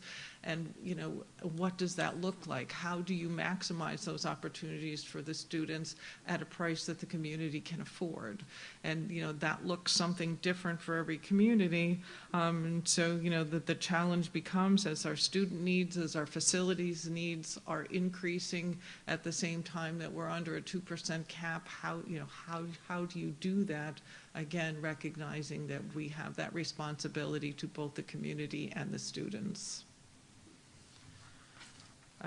The next section is board operations on page 9. So here it's looking at how you work together as a group, and also asked about your method of governance, which in your case you function as a board of the whole. So we thought it was interesting that one of the lower areas was that the board evaluated itself as number 3 on the bottom of that page, saying that this method of governance lessens the total work of the board, which ideally should be part of either your committee structure, that we want to make sure that we're operating as efficiently as we can, recognizing that there's limitations to a 5-member board, knowing that you then have committees of 2, which are sometimes a challenging structure. So I was just wanting to point out that you as a group kind of evaluated that lower, that this structure is not providing that lessening of work for you. True that. I think too, I know Sandra feels you're in your 9th year, in my 6th year, but on the positive side, we put greater emphasis on things that we've talked about for a long time and actually funded them, and now have committees oriented with that, and thanks to Ms. DeMendez for helping getting these committees going, right? Like diversity, we've been talking about it forever, diversity and inclusion. So we're going to do diversity or anti-bias training, right? So now we have diversity committee with 4 subcommittees. We still have to reboot the health and wellness committee and the allergy subcommittee and the potential mental health subcommittee. So on the positive side, we have these new things that we realized needed to be done to enhance student achievement and our cultural environment. But the challenge is that we still had all the existing mandatory committees and things we have to do, like negotiations. And then public relations is tied into all of them, and that's a bear of its own, because it includes the branding as well as the community outreach. So it's just a lot, once again, of moving parts, and we added moving parts as we added things, the website development that Mr. Santiago talked about earlier, right? And so I'm on the website development committee because it's been a big focus and concern for me over the years. But in the end, as we try to do all these great new things, it's easy. It's almost a bit of an oxymoron. We're a board as a whole, but in terms of how we operate, but we're broken up into so many little parts to get all these initiatives, to help advance all these initiatives and inform all these initiatives. And it's a lot. And then, policy, these two are taking on a bear. Yeah, if I may just add to that, a lot of those committees, though, that you described, Mr. Robertson, are stakeholder-wide committees, like the diversity committee includes staff and parents and everyone. Yep. I think what Charlene is talking about is the board committees. So we have board standing committees and board ad hoc committees. Yep. But the district-wide committees that include staff, administration, parents, and maybe 1 or 2 board members, I don't think that's what this is about. Well, so the diversity committee, thankfully we have it. We used to have it years ago, and it stopped. And that's one thing I want to bring up. Committees that are working, that are relevant to moving our district forward or continuing a momentum, shouldn't stop and start, which is what happened with the Health and Wellness Committee that stopped a few years ago, the Diversity Committee that stopped, the Sustainability Committee that stopped. Yes, those were board committees then, but now it's expanded, it's district-wide, and that's great. But let's not start it and stop it every time a board member, doesn't run for re-election or whatever. Absolutely right. And I think one of the things, that I've been kind of talking to administration, to the board with a little bit is kind of how to approach these committees so that they don't ebb and flow depending upon board membership. And I think the best way to work through that is by the goal setting of the board and then the corresponding goal setting of the district, and then let those goals and those priorities impact the existing mechanisms which are in the district. So whether it be administrator goals or PD plans or teacher student growth objectives, because those things will always be there. Those aren't going to ebb and flow. They're mandated. They're going to be there. And so if the board has and the district has a goal of health and wellness or whatever the diversity, whatever the case may be, let that remain as kind of a continuous goal and continue to inform and drive the goals that are being set by the district. And that way you don't run the risk of it just being the flavor of the day, right? I agree with both of you. I still feel like it's a heavy weight, though, sometimes. You have our mandatory board committees, but if we're still going to be a part of listening to as well as providing insight to these district committees, that still becomes, I had days when I was in 3 or 4 committee meetings in the same week, in addition to a board meeting, in addition to the superintendent search meetings, in addition to an architect meeting, right? Yeah, we're all in the same boat. I know, but I'm just saying that it's still a weight to carry. Oh, yeah. It's what we signed up for. More or less. Yes, yes. Okay. Let's move on. The next section is board performance, and that's on page 11. So this looks more about recognizing, how the board works together with trust, respect, confidentiality, works within the code of ethics. And I think that there were, again, was mention of kind of this team building concept, and we recognize that we're in a building phase right now. So. Then the next section is board and superintendent relationships. And here was one of the areas, that the board evaluated itself the lowest, and the actual absolute lowest indicator on the entire evaluation is number 5, where it talked about the evaluation of the superintendent. So there on a 4.0, the board only gave itself a 1.3. And, there's mention in the comments that just based on the situation, I think that reflects the fact that, you haven't, based on your situation, haven't done a superintendent's evaluation in the past 2 years, and I think that the board reflected that in this evaluation. So, I've been suggesting group hugs, but Group hugs and high fives. That's right. Group hugs and High fives. Hakuna Matata. So the next one then is on page 15, and that's board and staff relationships. And this was one of the areas that was tied for the highest at a 3.2. And we had one area where all 5 of you were in agreement that the board was commendable on number 2 of recognizing the importance of staff development and provides the necessary time and funds. So, and I think that the board made it clear that it does recognize the importance of staff development, and the importance of recognizing the staff for all that they do for the district, and also recognizing the accomplishments of your students. There was mention of, continuing to work on building trust in these relationships, and also, it's important, like one of the things you're asked at the board is, how active and involved you are. And I think based on things we've heard tonight, it sounds like, that your board is very active and involved in the community. Bless you. So a lot of times, we get the question, well, how can the board have a relationship with the staff if all of you, if we obey the chain of command and all of our communication goes through the superintendent? How do we do that? And it's just through some of these things that we just discussed, by making sure that we provide for the professional development needs of our staff, that we recognize the work of our staff, and make sure that we have good personnel policies for our staff. So those are ways then that we as a board can have that relationship with our staff. Yeah, that question was challenging, and I know there are 2 candidates for Board of Ed sitting in the audience, and not everyone in the public knows that we're not supposed to talk to staff, that there's a chain of command. Correct. And every so often you run into a staff member who tries to tell you something. I'm like, hi, how are you doing? How's your family? I can't talk to you about that stuff. Call a super. So it's, that was a challenge answering that, because of course we love our staff and we recognize how important they are, and that's why we add PD days pretty much to every budget, because we love them. We want to make sure they get everything they need to be successful.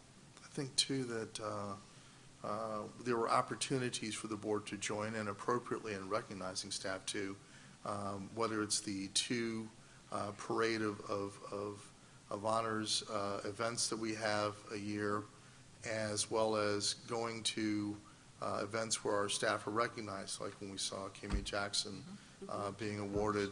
But I think that structurally, and this is Dr. Cascone's question too, I think that, and I believe my first year on the board we were doing more of this, that there was more staff recognition, and some of it was built into each building, and it, and I think that there's the opportunity to kind of do a better job of institutionalizing staff recognition and opportunities where the board can appropriately say, hey, great job. And just do that more often, as we do with the student recognition. We do tons of student recognition. It's wonderful. Let's do that for our staff. What do you think, Dr. C? Yes, I think that I'd love to see even the Board of Education meetings, have kind of monthly opportunities to recognize students and staff. We switched back to the method of twice a year. Right. To shorten our meetings. But I also think, I also think. Which is ironic, given tonight. Let's keep this thing going. I think it's a cultural. I do think that recognition. Sure. I mean, we have board meetings, you have award ceremonies and things like that. But I think it becomes. It's really a culture. It's a culture of being mindful of. Yes, I mean, it's the formal letter, but it's also just, the old attaboy or attagirl or pat on the back, that kind of thing. And I think that's, and I think that's a cultural thing. And I haven't been here long enough to know the extent to which that, that is, really ingrained in the culture or not. I can only say that I absolutely bring it in terms of, the folks that I work with. And I can say that in the short time I've been in the central office, people like the high fives. I'm not gonna lie. They like the high fives. We keep doling those out. I think it's important to add at this point, talking about staff relationships. Thank you, Dr. Cascone, for having the barbecue for the custodians and the barbecue for the administrators at central office. A great idea. We never did that before, so it's great to recognize them. Great However, idea. a parent did ask me, I think she's a lunch aide, I'm not sure, what about the lunch aides? So heads up. Absolutely. Every group's important. Every group should be recognized for what they do. And I'd like to, just kind of give kudos to Mr. Calavano. He was, definitely integral in that decision. And we're excited that we'll be having a barbecue coming up this coming Wednesday for our buildings and grounds and maintenance staff for all the work they did this summer. So again, thanks to Machios. Great idea. Thank you. Yep, that's an awesome idea. Okay. The last section here was board and community on page 16. And, here it was good, that the board said that, that they make decisions based on what's best for every child in the district, that the board promotes the positive image of the district within the community. And one of the higher areas in the evaluation was number 4, where the board promotes the community use of school facilities. And I guess, again, we heard that in one of the public comments tonight. So we can kind of see how all of these pieces are coming together. Then the last section of this on page 18 was the board was asked to identify, assuming, that recognizing that student achievement is our highest priority, what are 3 major challenges currently facing the district. So looked at what are those areas that were common that provided by more than one board member. So there was mention of facilities and making sure we have safe learning spaces. Meaningful student data, equity, access, and opportunity for your students, communication and district perception, and then some of the other mentions were, turnover, retaining students, your finances, and then the last thing the board was asked is what kind of training that you would find valuable, and just kind of some of the things I think you've re-mentioned things we've talked about, team building, talking about roles, and then even took roles to look at not only board relationship roles but student achievement curriculum, just some of the things that you're responsible for, and making sure that you as a board understand what your roles are in those areas. So that was it that I had for the summary, unless any of you had any questions for me about it. Then the last piece was just these 3 charts, so I just want to briefly explain to you what they mean. The first one compared that on page 1, what we said we valued versus how we actually scored ourselves against those areas. So ideally, if something was highly valued, that's where we would put our time, attention, and resources to. The second chart compares the top, how we said the board did versus how we said we did as an individual. And then the third chart compares your scores from this year to last year. So again, so that we kind of have that baseline to continue to monitor our progress and work. I found the process very interesting. I must say I didn't know it was going to be public, but I was very candid, and apparently, sorry, over here. Okay. Okay, I'll start over. I enjoyed the process. I did not know it was going to be public, so I was very candid. And in looking at it, you know, the rest of my fellow board members were as well. This is certainly a roadmap for us. We've got work to do, and I think it'll be very informative as we move forward, and we have a new leader who will no doubt take us in a soaring direction. Continuous improvement. We're looking forward to it. High five. Air high five. Great. Okay, so the board can expect then to be recognized at one of the fall Essex County meetings. I'm not sure if it'll be the first one of September or the next one, but once I do know that, I will make sure that you're aware of the dates, and it would be great to have all of you come out and, you know, accept your recognition. So. Let's keep the momentum and go Okay. for September. It's the 18th. September 18th. Yeah. Okay. Awesome. Thank you so much, and I apologize for keeping you so late. No problem. I'm just tonight. Okay, thank you. Good night, All right, everyone. brief Night. board Thank member you. reports. If anybody has anything, I beg you to please be brief, be brilliant, be gone. Ms. Trix-Gals, you can I start. can be brief. Am I on? Yes. Okay. I just wanted to talk about the carnival a little bit because that was phenomenal. But, Mr. Charles already spoke about it, and it was just nice for the community to come together. And I understood that they were then the carnival was traveling to Montclair after they finished in West Orange, and apparently they've been doing this in Montclair for a while, so it's nice for us to have done something so fine. I was at I don't know what it's called, when you greet the marching band when they come back, but I was there, and Dr. C was there, and that was a very special afternoon, and please come out because they've got some fabulous new routines in store. I also attended the administrative staff and central office barbecue, and food was delicious. That was a very nice first impression for our new food service. Recognizing that New Jersey has been, again, presented with being the second best school system in the country. Yep. And so I just wanted to point that out. Rah, rah for New Jersey. I think we came in among the last for roads and highways, so this counterbalances that. And I just wanted to say, I've been talking about the potholes coming in the driveway here off Conforti, and so they've been paved, and we've got new yellow markers everywhere, even at central office. And I just wanted to say thank you, Mr. Calavano, for making sure we got that done. And I think that's it. Oh, Dr. C, I just so enjoyed your getting us ready for back to school. That was a wonderful report, and Happy New Year to everyone. Ms. Mordecai is going to defer, and we'll go to Mr. Robertson. Dr. C, your opening report, and I'm sorry, for your opening report, is that going to be available at the website? Because you touched upon a lot of really key stuff. Absolutely. Okay. Some of it is in my welcome letter. Oh, that's right, the welcome letter. Yeah, it's going out to parents tomorrow along with a robocall. Okay. And then, right. No. Sorry. Yeah, that's. Stage left. So yes, sir.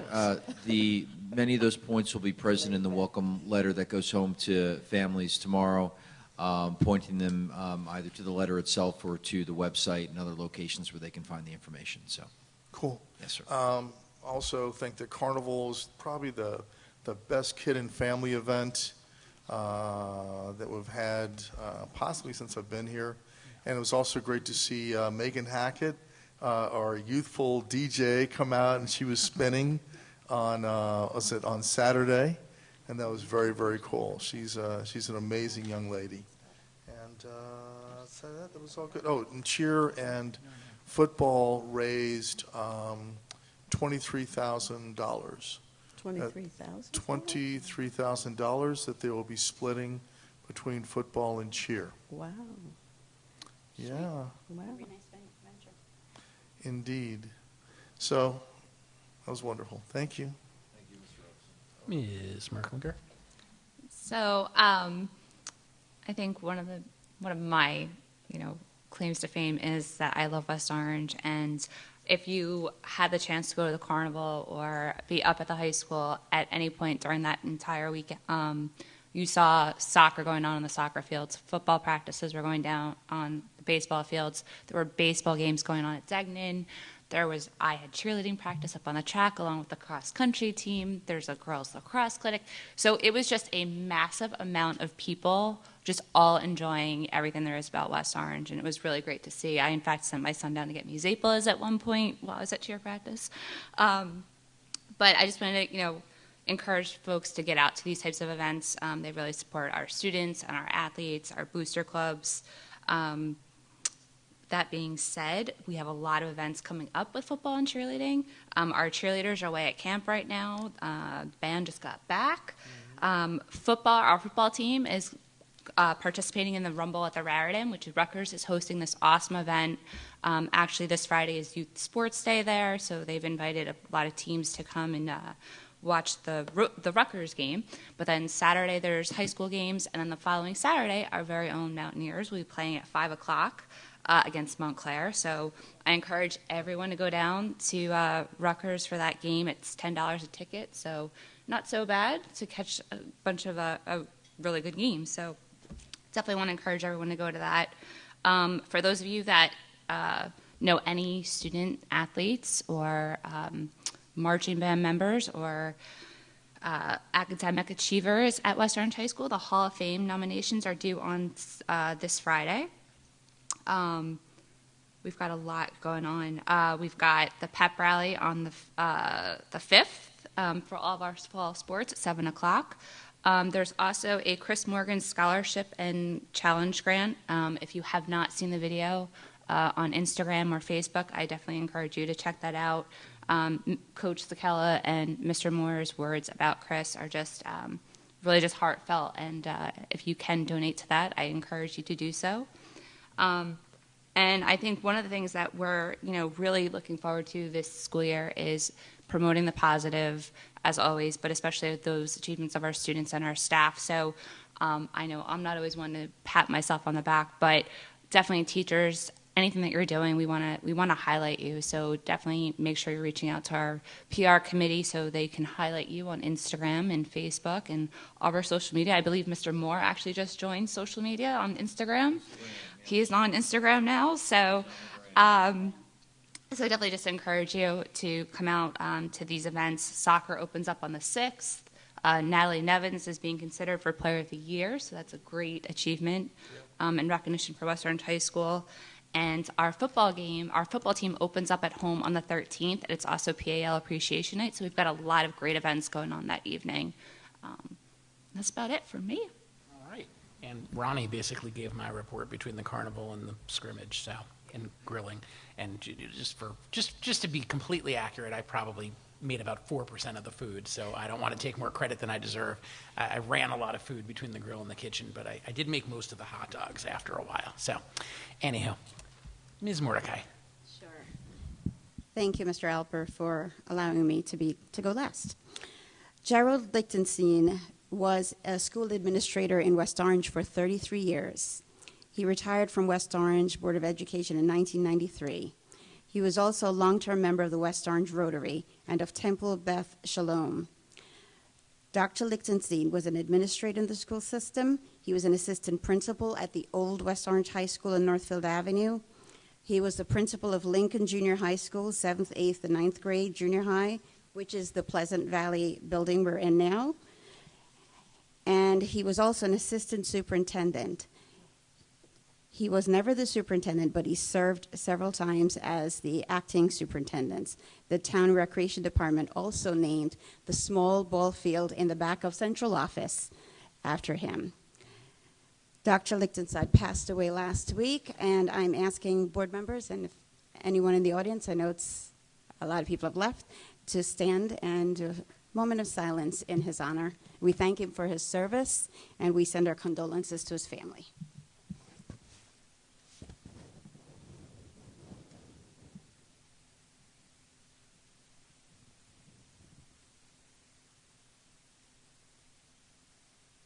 Thank you. Thank you. All right. Our next meeting will be held right here at 8 p.m. on September 23rd, most likely. And we'll see you there. We're adjourned. Have a good night. Night.